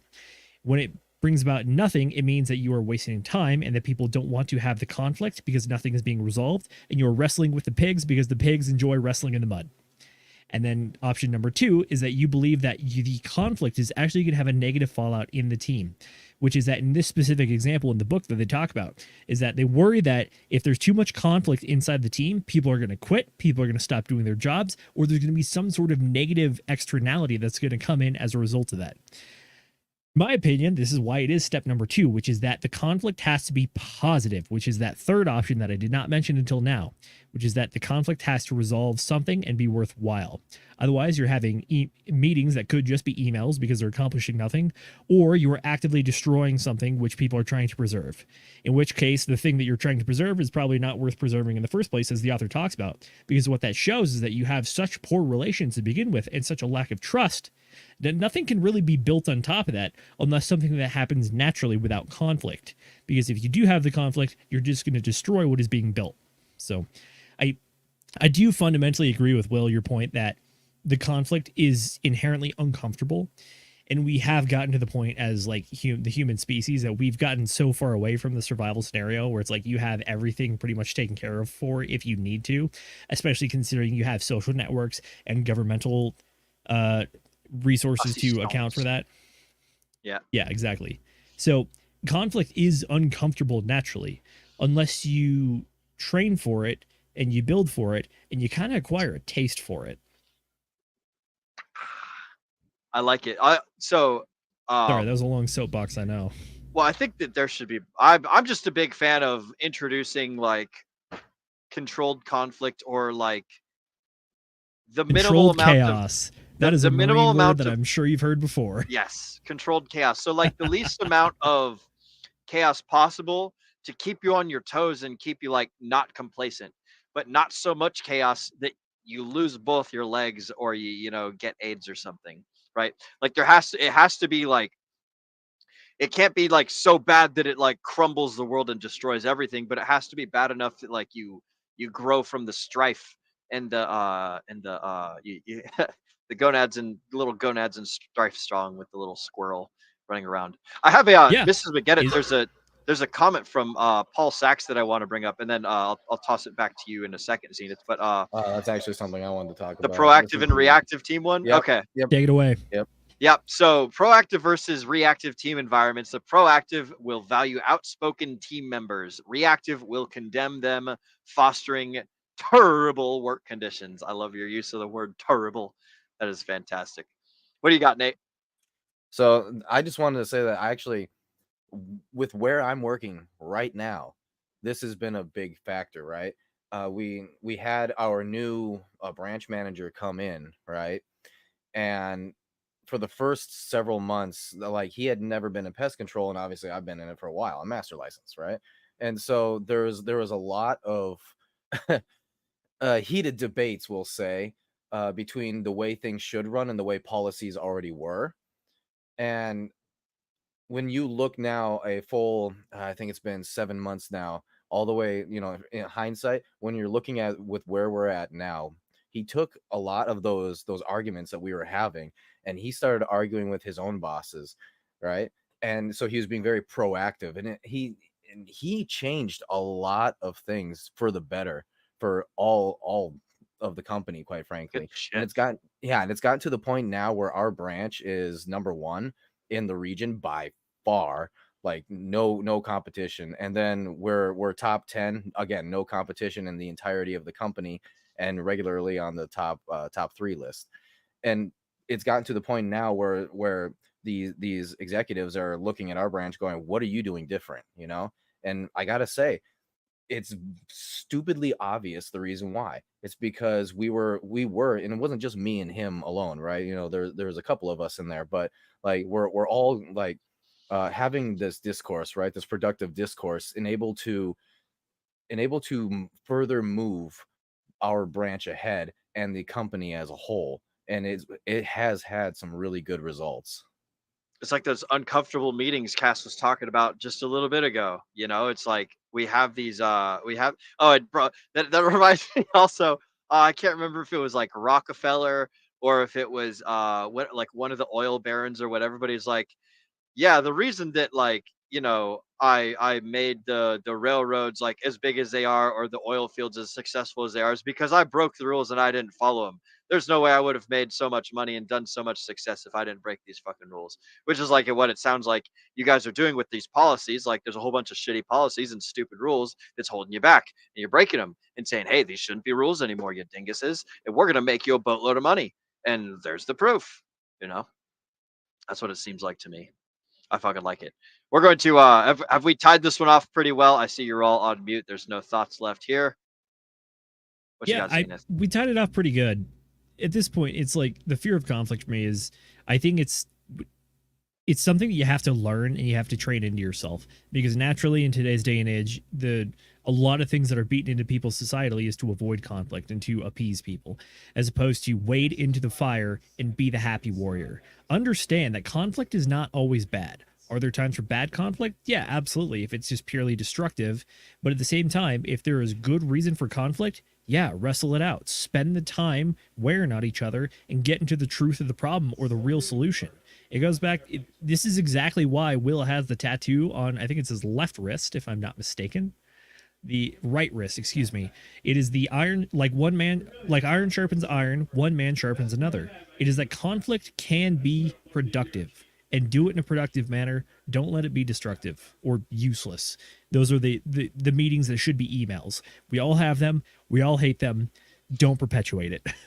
The meetings that should be emails. I like that analogy. Well, I don't like the implementation of meetings that should be emails, but I do like the analogy. That's very good. All right, guys. So we can cover. Let's see. We got 30 minutes left here. We've got 3 more. We've got lack of commitment. We got avoidance of accountability, inattention to results, and then there's a couple things about practical application and reflection and future steps. If you could, I'm gonna go into. I'll tackle lack of commitment real quick if you want. Okay, yeah, go ahead. So lack of commitment might seem like it's a bit weird because it's like either you are in or you're out, but at the same time, I think this is more of the problem of team players versus individuals, which is, are you committed to the team result or are you committed to yourself? If you believe that other people are not committed, this is the inverse of commitment, which is that if you believe that other people are not committed, it means that you have to be more committed yourself, which leads more towards individual effort as opposed to team and collaborative effort. That is one of the things that I picked up out of this book, which is that when they're talking about the basketball player that cares more about their individual points as opposed to the team score, this is kind of where it comes in. It's they care more about their commitment versus everyone else's collective commitment, and that's one of the things where you can really see that. There was there's another thing in there that I wanted to at least mention, if not necessarily talk about, but it was disagree and commit.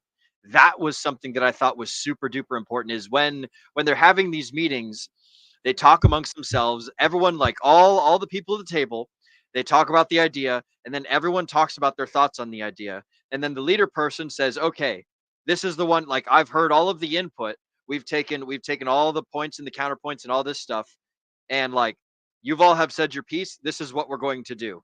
And then everyone's like, okay, I've been heard, like I've had my spiel. I'm not just like following blindly into some decision that someone's making without my input or anything. Like, that's a really important thing on teams, is that like you have to understand that your shit is not going to be done most of the time, right? It's like whether you're a leader, or, well, if you're the leader, you're the one making the decision, right? But if you're one of the team members that isn't the leader, like, everyone's going to have their input, but only one thing is going to be the thing that's chosen.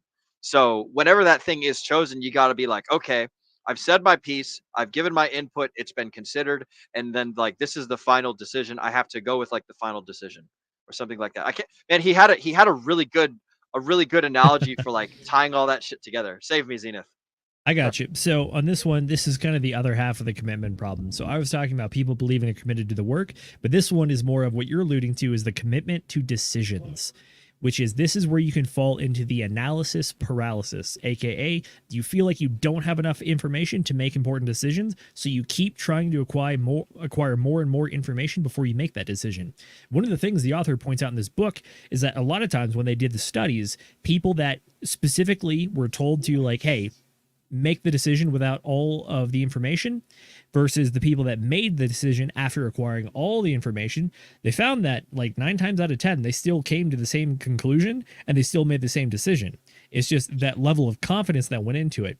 And one of the real world specifics that he talked about is the, I think it was the Jeff Bezos example, where he said that even if people are not entirely 100% gathered on information, if you as the leader trying to make the decision, if you could look at those people and be like, hey, I know we don't have all the information, but like, do you want to make a gamble on this with me? Do you want to kind of roll the dice on this with me? I think we have a good odds. Why don't we take the risk, so to speak, and go forward with the decision without all of the information, and hope that we still end up on the right side of it. And if we don't, we can still adjust. That was one of the things that stood out to me, which is that it's the appeal to people. It's like, hey, I understand we want to be analytical, but at the same time, there might be more value in making the decision and trying to adjust it or fix it on the other end. There's a famous Will Stevenson idea, which is that you're looking for the 80% solution, so to speak. Thanks, bro. Nate, you had come off mute there earlier. I want to give you a chance to say your piece as well. You got something? Yeah, mine was more on like the psychological side of allowing people to be heard, right? And that alone right there is like, hey, I vehemently disagree with this decision, but you have taken in my input, so now I'm going to be okay moving forward, because overall as the team, number one, I trust that you guys as well are trying to move things forward the same direction as I'm trying to move things. You just decided to do it a different way. But you know what? Since I believe that everybody else is going the same direction, I will follow along with you guys and be a part of this as well, since I know that that's the direction you guys are trying to go. Definitely. Nate, thank you for bringing up that point, because that's the other half of the thing I was trying to bring up there, is that when you do ask people to kind of roll the dice with you, the reason that works is because of what Nate just said, which is that people are willing to roll with you and kind of like take a risk if they feel that you have heard and understand, if they have an objection specifically, but also if they're raising the risk and the downside, and if you actually acknowledge the risk and the downside, they're going to be more willing to roll with you, because that's one of the things that shows that you understand the whole picture. It's not you blindly focusing in on only the positives and only the gains. It's understanding, cool, this is what we get if we win. This is what happens if we fail. And you know what? We got a lot of us that are willing to roll the dice on this, and we understand your risk assessment. We just maybe disagree on the probabilities or the severity of it. But at the same time, it's like, we're not ignoring you. We think your information is valid. We just don't know where it falls on the probability scale with us. I like it, man. Before I get caught up in I had a spiel that I wanted to go off of that, but I'm gonna toss it over to Mrs. McGettit. What thoughts do you have on this little topic? I just wanted to say that for me, this brought to mind. They said it again. They said it again. Sorry, they said it repeatedly in the book that most people just want to be heard and understood. And they don't necessarily need to be always right. They don't necessarily have to have all of their ideas or decisions put into action. So long as they feel like they're heard, like exactly what Zenith is saying, the book really, really did try to drive that point home. It also said most sane people. So you do get the weird outliers that want everything to be exactly what they want to be. But for most sane people, as long as they're being heard out, they're going to be happy. And I've personally experienced that because, again, with the team that I mentioned before, one of the oldest people, actually, they are the oldest person on the team for modding for this group. They had a major issue with not feeling heard. They often had conflicting opinions with everybody else on the team, and they would say them, they'd speak their mind, and they'd be just totally overshadowed. Nobody would even acknowledge that they had said something. And when I came in, I was told this, of course, given that information, I purposely started making sure I always acknowledge them whenever I saw them. Weird thing is, I actually agreed with them a lot too. They had a more logical brain than a lot of the other people on the team. And they're one of the last ones still left out of the original team that I started with. So, I mean, I think that kind of drives home the point. Once they started feeling heard and acknowledged, they got way better as a team player. And it's just like that significance is so important. And yeah, that was basically just what I wanted to toss in for this one. I like it. It is important to acknowledge people. That goes kind of like into the whole, I think it was on this show where I was talking about like people like to be paid attention, like attention is a currency. And when you listen to someone and you acknowledge their thoughts, like whether their thoughts are crazy or not, like paying them attention, like giving them the respect of like, I'm listening to you and I'm taking in what you're saying and stuff, like that's super, super, super important. Zenith, what you were talking about is like with the 80% solution and things of that nature. It reminded me of the Eisenhower. Yeah, well, like at the right, like I didn't know you were gonna mention that. I guess I say it often enough that it's sticky or something. But like I think oftentimes whenever like that topic of conversation comes up, it's like we really don't know what the fuck's gonna happen. The most important thing is to be able to like adapt to stuff as it does happen. And it made me think of like the Eisenhower quote where he says that like every plan is like 100% worthless, but the act of planning itself is invaluable. And that's like what it kind of reminds me of when you have this leadership and this commitment stuff is like, once we choose something, like we know it's like, there's another little thing that I like to think of often whenever it comes to decisions. It's like, I know that whatever decision I'm making, it's going to be the wrong decision. It's just a matter of time. It's like, is it going to be right now? No. So like, I basically prepare myself, like no matter what decision I'm going to make, it's going to be wrong and I'm going to have to adjust it. Like it's going to be the wrong decision, but it's like, we've taken in most of the information, like what you had said earlier. We're going to take this risk. We're going to take this gamble. You said it was Bezos that did that. I don't remember that example from the book exactly. But something about like Bezos was taking. Was that when he was like making Amazon or something? I think so. I could be getting a few streams crossed here because like Okay. I listened to the book, I read the quotes, and I watched like 4 different summary videos, and that was Holy mentioned shit. in like 2 or 3 of them, I think. So Okay. All right. Well, shit. Yeah. I mean, I guess Jeff Bezos took a risk, and some people joined him on it. So good for him in that. But it's like, yeah, we'll never know all the information. We're just operating. It's kind of like, playing Texas Hold'em, right? You get your 2 cards in the beginning, and then you can bet, and then there's the flop, and then you can bet again, and then there's the river, and then it's like, okay, all bets are in. It's like you don't have all the information when you're first dealt the cards. And as you're going through the game, you're either raising or you're checking or you're folding, you know? And so like we're never going to have all the information all up front, and we can make the best bet possible. Like if you're dealt a 2 and a 7, like the worst hand in the 2 and 7 offsuit, like you're not going to win. You're probably not going to win. I mean, maybe you can bluff your way out of it or something, but like odds are you're not going to win. But if you get pocket aces, it's like, okay, let's fucking go. Let's do this. And then you convince your team, or you tell the team like, hey guys, I think that we should go. And then the team says like, yeah, fucking go for it, or whatever. If for some reason you got a team of consultants whenever you're playing Texas fucking Hold'em. But anyways, I think we've what you got, Zenith? I was gonna say it's funny that you mentioned the 7 deuce example, because that's one of my favorite little mini games that you can play at a poker table, which is that you can create a little like sub rule or a house rule with people that if you win a hand and then you're willing to flip over your hand and show people that you just won the pot with a 7 deuce at any point, then everybody else at the table owes you like $5 or $10 or something.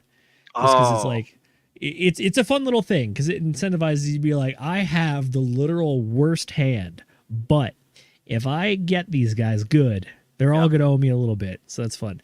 But to your 80% solution, I do have a small screen share, Mrs. Producer, if you mind. This goes back to the book that we talked about, Thinking in Bets, which is the idea that life is not chess, life is more poker, which is that there are probability and odds, and you should plan around it. So in particular, this happened in the last like literally 36 hours, which is that we've had quite the market going on when it comes to the Ethereum and Bitcoin side of the house. Which Holy is that, smokes. Yeah, I'm specifically talking about this right here. So these 2 candles, this massive red candle and this one with a giant red wick on it. So if you look at this chart, it might look like, I don't know, it's only going down. However, I literally remember watching sentiment react in real time to the markets, which is that if we go to the 1-hour chart, we can see this right here. This is the bottom of that one wick on the candle, and this is the rest of that red candle for the day. We were sitting like right here. We watched it go all the way down to like 3,078 and then bounce back up and then come back down to consolidation here. And then there were people that were like, oh, wow, look at that. We've bottomed. We're going up from here because we retested a support level, and now we're retesting a higher support level, and the RSI down and below has made a new higher low. We're only going up from here. Yeah, but guess what? That 20% happened, and instead we dumped. The tea leaves were wrong. Exactly. Whoever read the chicken entrails or read the tea leaves or threw the ox knuckles, they did it wrong. The stars and the space racism and the crystals, they got this one wrong. Does it mean they're always wrong? Racism. No, not necessarily, but this could be that 20%. That's all I'm saying. That was Damn it, Metallic, why? the space racism. That was astrology. That's right. We had seen a meme. The meme was in our chat somewhere. By the way, for the folks at home, if you guys are not in the DGen Roundtable community Telegram, I would highly suggest that you hop on over down this direction. Woohoo! To that little there we go. To the QR code. Scan that QR code and hop on into the DGen Roundtable, because man, there's some fucking fun ass memes. I spend a lot of time in the meme room. That's my favorite room over in the DGen Roundtable chats. Is I like the ladies liquor leverage, the gun room, and which is newly created, and the memes room. So yes, Mrs. Spaghetti pointing.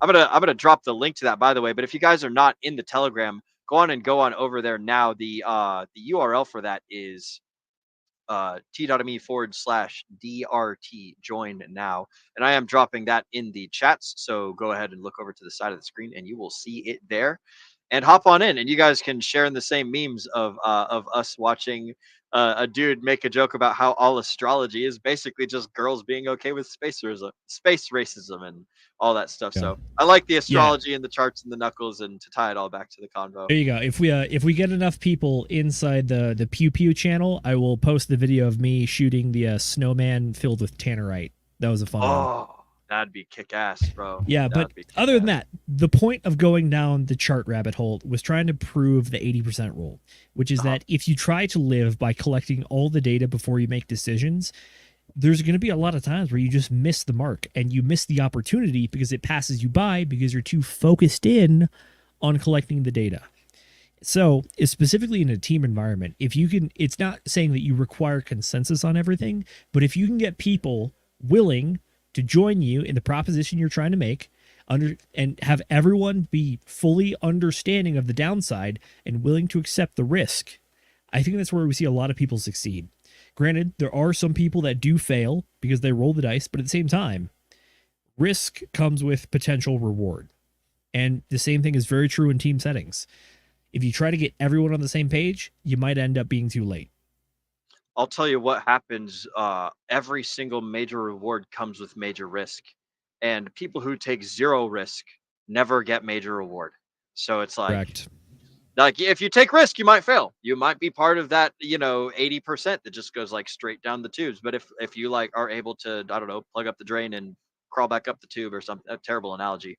If you're able to, pull yourself up by your bootstraps and fix all these problems that you find yourself getting into, then you can go right on ahead and sort your life out and move forward from there. Let's see here now.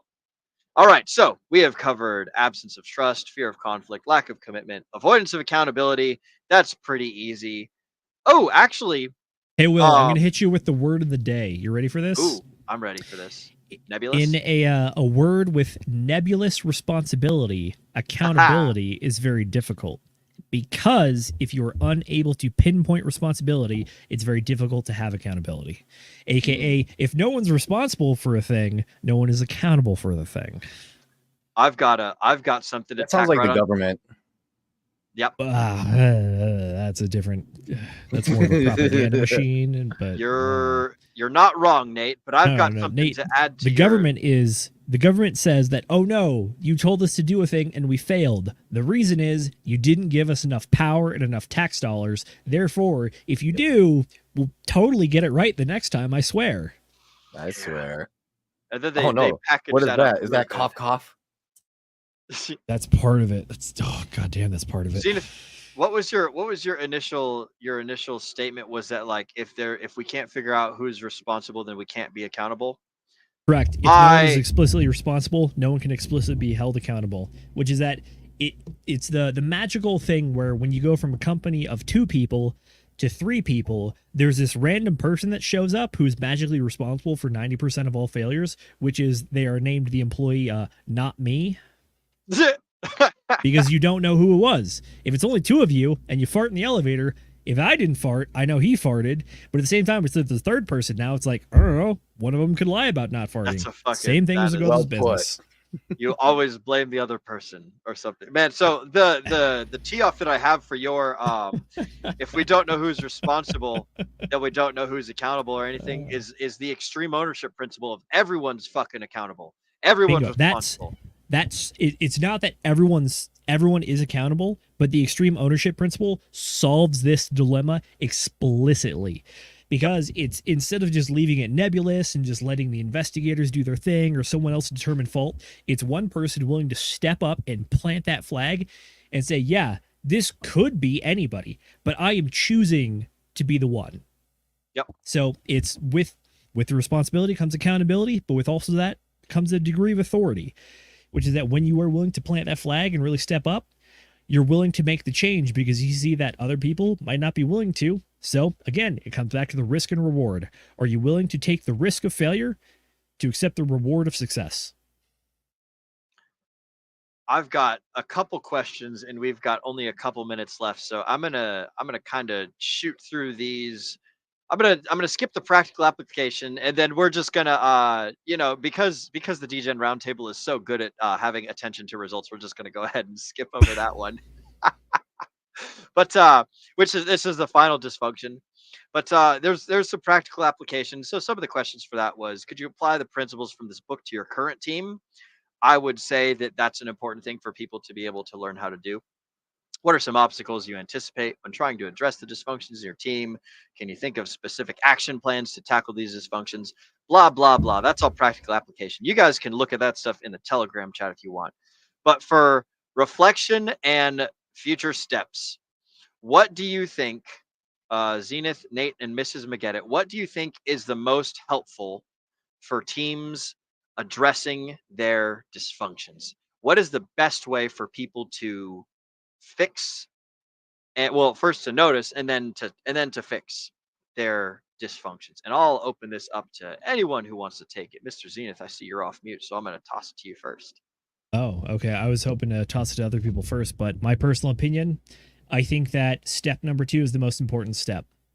I think step number 1 is absolutely critical in doing so, but step number 2 is the most important. And what I'm specifically talking about here is the not being afraid of conflict, which is that the fear of conflict, in my personal opinion, is the one that scares the most people away, and is what it's this quiet, silent death of a lot of things. It is the not going out with a bang, but going out with a whimper. It's that no one's willing to wade into the fire. Therefore, the fire is going to be ignored. So, to get to this step, you obviously have to go through building trust so that you're able to have the good conflict. But at the same time, just because you trust someone doesn't mean you're actively building a thing. When you get to the conflict step, in my personal opinion, this is where you start to see action. This is where you start to see tangible results. This is where you actually see things materialize because you're working together to build something more. Instead of just like liking another person or just believing in their cause and their mission, it's you actually putting forth the effort and the energy to make something tangible and get to a conclusion or a result that you can drive forward from. I like that. That's good. Nate, what do you got, bro? What's Mrs. Producer? I'm going to go ahead and stop screen sharing here. Yeah, so for me, hilariously enough, the first thing that came to my mind was honesty, right? And I think it's kind of interesting because it's a little bit in between what would be trust and conflict, right? So you first off need to have that trust to honestly speak your mind, which then causes conflict, right? So for me personally, I can just go ahead and sum it up simply. Hey, you cannot solve anything unless the problems are laid out and then solutions are found. And so therefore you need to be honest enough to, in as far as like bosses go too, as a boss, you need to allow honesty to happen. You know, like if I'm gonna say, hey Jason, you could be a real dick sometimes. He's like, I'm really sorry about that. I know I can get a little bit too forward with people and say we got to do this and we're doing it now, right? It's like, okay, yeah. It's that type of honesty, though, that if you're able to take it in and then kind of tweak a little bit based on who your team is, right? And that goes back into understanding and knowing each other, right? The strengths and weaknesses. If you're able to do that, then there's really nothing that can happen that's going to break you guys up. Let's go ahead and pretend like everything's all hunky-dory there, and then you're a little bit too honest, maybe, right? Mr. Foot in the mouth, does it again. And now someone is legitimately offended. Well, here's the thing, this honesty and that trustworthiness and the conflict itself, that becomes a problem solver, because what ends up happening there then is that they're instantly like, hey, that hurt. What the hell, right? And then immediately what's going to happen? Oh, I didn't mean it that way. My bad.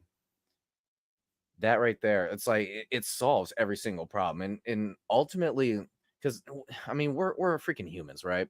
And so we interpret words differently based on the ways that we have grown up.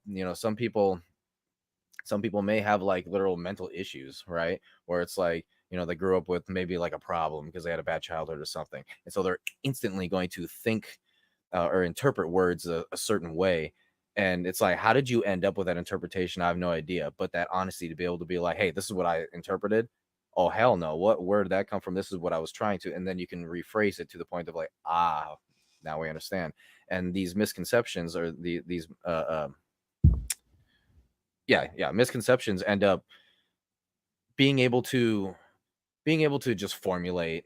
What is the exact word I'm looking for here? Unity, almost. I'm trying to think of a better word than unity, but it becomes perfect unity at that point. So Nate, I got something to hit you back with, which is that when you were talking about honesty, could it honestly be taken a step further, which is that its people are more dedicated to seeking truth? I think that unfortunately, especially in modern day and age, which is that being honest is almost kind of synonymous with being genuine to yourself or whatever that means.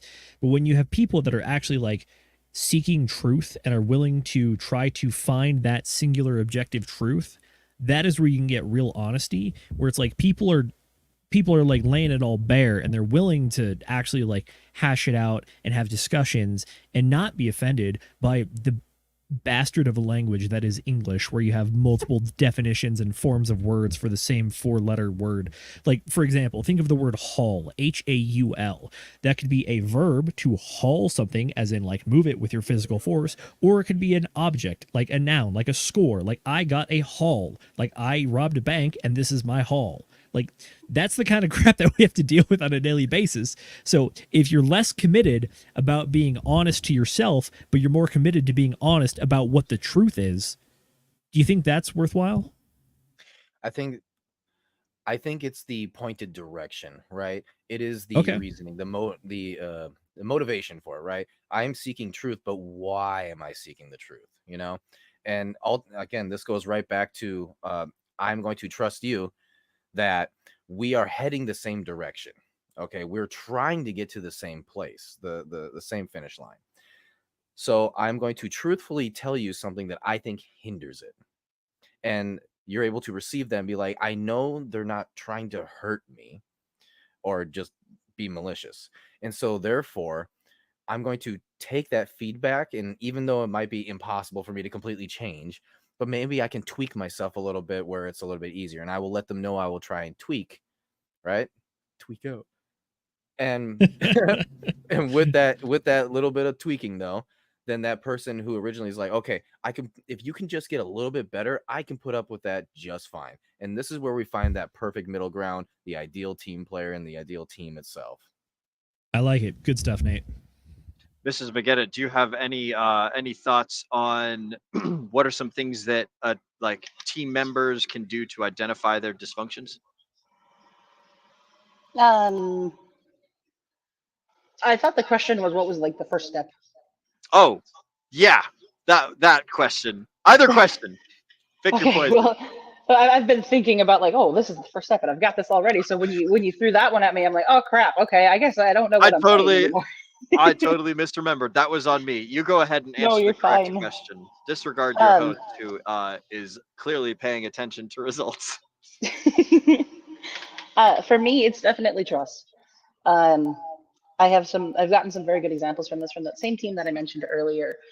And one of them happened just recently where they had changed. We operate on Discord. So we communicate on Discord and then decide what actions to take within the group. And that's where all of our discussions are. So we've got it broken up into like all these different sections. And one of the things that we have in there is a template for like things to say to people in the group. So that way, when we see these very common situations, we can just go in there, copy it, paste it, and then be done. We don't have to like write these things out every single time. That's great. And I love it. I know it is actually. It's very nice. FAQ. They had we wanted to update it because the way that we had it originally, whenever you copied the message, it added like a little mark at the very top, and you had to go back and delete it, and it got annoying. So they wanted to fix that up.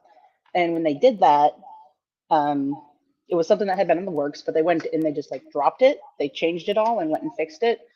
And when they did that, it ended up being the thing was like 100-something comments now because they broke it all into sections. And so there were single comments in there that were just like a mark to like break it, make it easier to see what was what. Yeah. But it ended up being over 100 comments, and my phone broke. Like I have an old phone. I tried to go in there, and my phone was just like, I'm not doing this. Complete meltdown. Kicked me out of Discord. And I was like, well, okay, well, that happened. So then when I interacted with the person who had done all these changes, I told her, there's like 100 comments in here now. It's lagging my phone. I wonder if there's a better way to do this. But I didn't, in that feedback, I was the first person to give her feedback on this, and I didn't put anything positive in there. Like I didn't say, oh, thank you for all the work. I didn't say anything that I liked about it. It was just purely like, hey, this caused my phone to have a mental breakdown. Yeah. And so she was really, really upset. And she had a lot of other things going on. So it wasn't just that, but she just broke down crying. Like we weren't like face to face. This was over the internet, but she told me later that that was her reaction. And I was like, oh, okay. Shit, not what I had intended. But this is where the trust factor comes in. Because when I did talk to her about this, we went over all the details and I told her, you know, that was never what I was intending to do. I never wanted to hurt your feelings, and you're right. I didn't give you any positives. Like you did a lot of work to fix this up, and I really appreciate that, but I didn't say that in the moment because I was over here with my phone having a meltdown, and my first thought was people aren't going to be able to access this. So until it's accessible, now we're going to be without this handy little tool. So that's immediately where my brain went. And when I talked to her, she told me that she knew that I'd never meant to be mean to her. The reason it came across so poorly was because of the things going on in her life, and that she basically trusted me completely to not have intentionally hurt her feelings. And having that trust is so incredibly important because it gives you an actual functionality within your team that they know that you've got their best interests in mind. And it means so much, you know, it just, to me, that's a big deal. I really love and appreciate when people do have that kind of just that thought initially that, hey, I know you mean well. You may have done something stupid or hurtful, but I know you did not do that intentionally.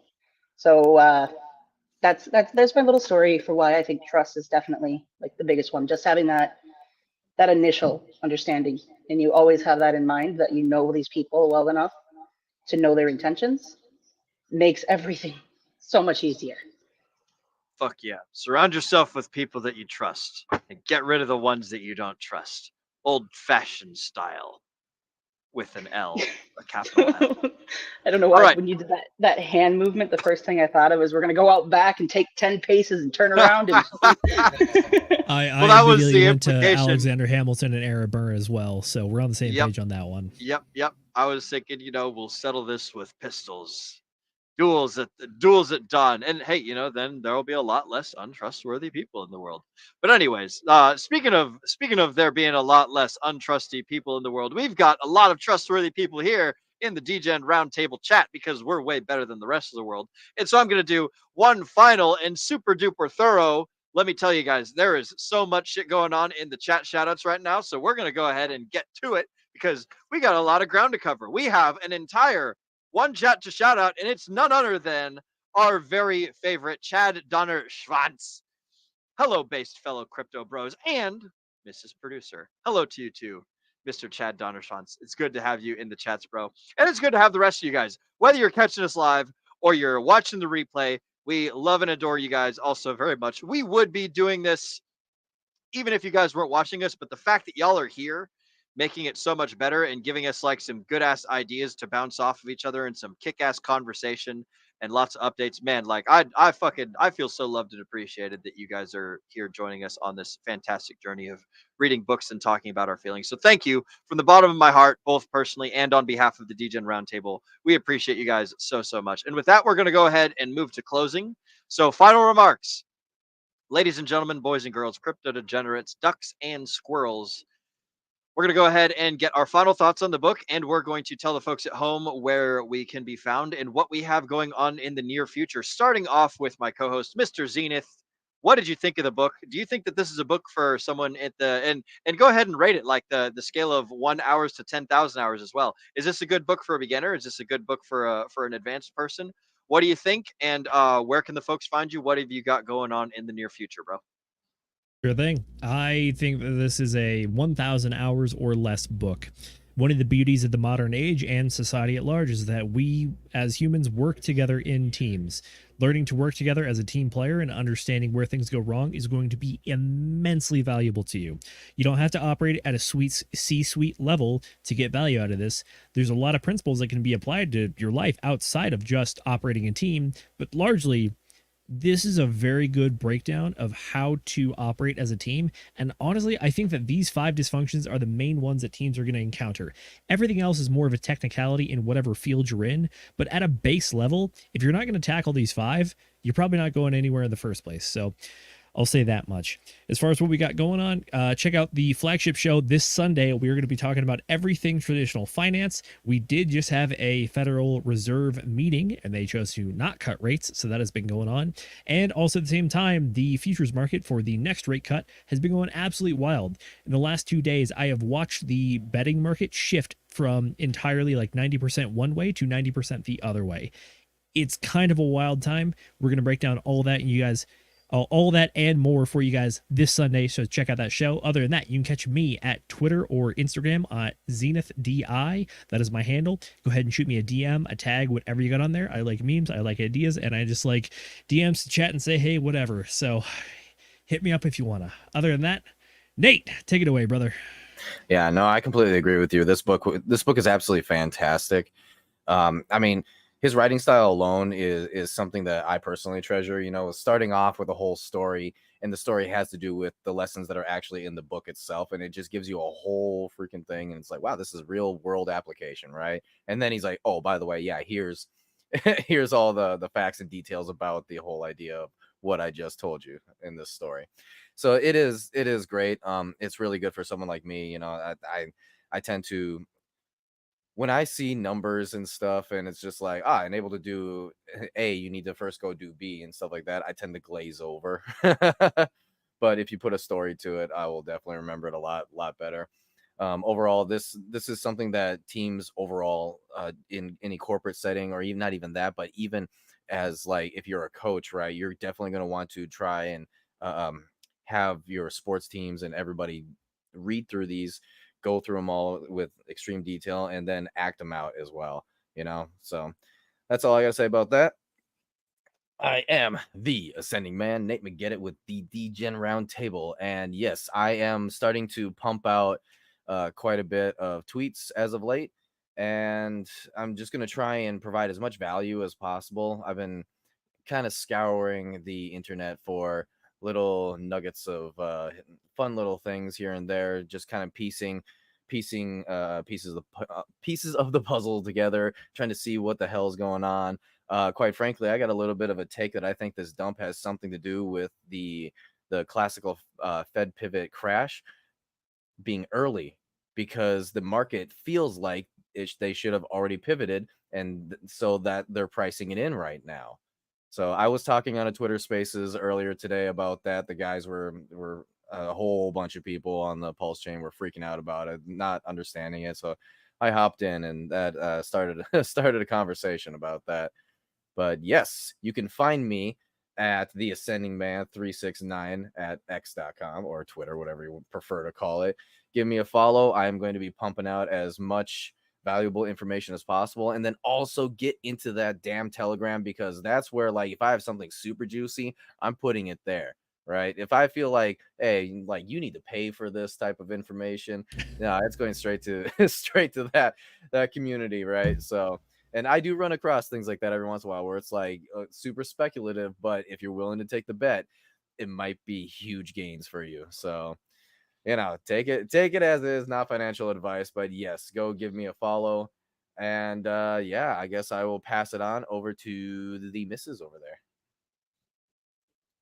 Mrs. McGettit, what did you think about the book 0 to 10,000 Hours? What type of people should read it? And where can the folks find you, and what do you got going on? Okay, so I will be honest. I don't really understand the 0 to 10,000 hour thing, but I'm gonna say that if I had to pick a top 10 thing, I think this one would actually make it into that. So yeah, I'm sorry, I don't know exactly the answer for that. You're good, but Mrs. Producer, hopefully, to provide you a little context, the 10,000 hours thing is a reference to it takes 10,000 hours to become a master at something.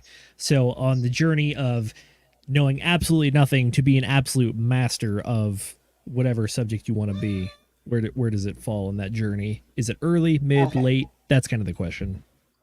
Okay, gotcha. Okay, because I knew the 10,000 hours to be a master or something, but I guess I didn't really know like the gauge of like when is 1,000 and 2,000? You know, that one escapes me. That's good feedback. Thank you. I like it. I will, Oh no, I will clarify better. for sure. Or Zenith will actually. Somebody will get to it, right? I think he had a cat in the background. I heard a noise. But I would count it amongst my top 10, I think, actually. This one really hit home with me. And like Nate was saying, these books that have like the stories to go along with them rather than just like chucking information at you and like being like, here you go. Let me talk to you for 30 minutes about a keyboard. I really appreciate them. So shout out to our good friend Ricardo Corazon, who really, at one point in his life, thought a lot about keyboards. I think it's great though. If you're trying to build a team or work with a team or figure out anything that comes to teamwork, even if it's just like, hey, I want to know why I'm not, you know, succeeding in being a team player. This book and then the Ideal Team Player are great. They're fantastic. They have a lot of really, really good concepts to bring to the table. And one of the biggest and most important one, I think, in my opinion, would be to just be open to learning these things and be open to the idea that you're not perfect, that you are human, that you do make mistakes, and that that's totally okay because that's what makes you human. You're not a robot. So yeah, that's kind of my take on all of them. I would think I would put both of them up in my top 10. My top 10 is really only like Rich Dad, Poor Dad, and then How to Win Friends and Influence People, though, so there's a lot of space. I haven't classified too many books into that space yet. Other than that, if you want to talk to me for whatever weird reason that may be, I can be found in the DGen Roundtable Telegram, and that's about the only place you'll find me. So if you're not in there, what are you even doing with your life? Come on, slacking. Let's go. Excellent. And anyways, pass it back to you, Will. Alrighty, sweet. And most excellent. I see we have Fast Abdul joining us right now. Shout out to you, Fast Abdul. We've done chat shoutouts, but we can bring up your comment. But I am perfect. And that's absolutely right, Fast Abdul. You are perfect just the way you are. No need to change anything. You've made it to the top. It's all downhill from here, baby. No sweat. For the folks at home who do not know who I am, my name is Will Stevenson. I'm one of the, I guess I never really gave myself an intro at the beginning of the show now that I think about it. You guys can find all of my socials linked from my Pulse domain at will.pls.fyi. Man, I'm so stoked that I got that domain name. That's like my favorite. But like my link tree can be found from there. All my socials, Twitter, Instagram, X, Facebook. You guys can stalk everything you want to over there. I'm fully doxxed and all sorts of good stuff. I spend most of my time on Telegram. If you actually want to get a hold of me, then that's the best way to do it. Go to t.me/DRT join now and tag me in the meme page, post some cool ass memes, and we'll have a great grand old time. The other thing I want to show real quick is my link that I got right here, bit.ly/hex_meetup. I like to travel around the States and I like to meet Hexicans. And so if you're a Hexican or if you're just a cool person and you happen to be listening to this and you like crypto or you want to hang out or something, then hop on into bit.ly/hex_meetup. It will take you to my Hex Meetup Telegram. And there's all sorts of cool places and things in there. Just scroll on through, get a read of the room. It's super fun, super awesome. Sign up, and if you want to hang out, then that's the best place to meet other Hexicans. As you go on in there, and people are posting like what they're doing in all sorts of places, and it's mostly me and also a wild SJ, Black Hexican, other such people that travel about. And there's some small meetups that are organized here and there. So if you're a Hexican, you want to meet other Hexicans, then that's the place to do it. Other than that, Zenith had already mentioned our flagship show for the DGen Roundtable is happening on Sunday. So you guys can make sure to catch us right here where you are right now, youtube.com/@DGen Roundtable. And yeah, we stream every Wednesday, Friday, and Sunday at 8 p.m. Eastern. So hope to see you all again, whether you're catching us live or on the replay. There was one other thing I wanted to. Oh, Zenith, you haven't. Have you thought about the next book for next week's book club? Do you have a decision made, or is it still up in the works yet? It looks like it's still up in the works. It's still up in the air. I threw out the idea of doing Starship Troopers, the book, not the movie. Yeah. If we have enough good feedback on that, we can definitely do it. I know I did a little bit of a foray into political thought / economic thought from a philosophical standpoint over the last few choices on my part, and I would like to get back to either something more entertaining or something more in the investment space. So I think Okay. Starship Troopers is a popular title. I've seen a decent amount of interest for it, so I'm still weighing the options. Let me know. Otherwise, if you're really feeling masochistic, I can stick Basic Economics by Thomas Sowell on you. And Lord, she's thick. Oh boy. I don't. Well, you can do whatever you want, bro. You are the host, and this is your DGen Roundtable book club stuff. I'm going to be a little less accommodating than Will. Please, no. I don't want to do the economics one. All right, that's fair. That's fair.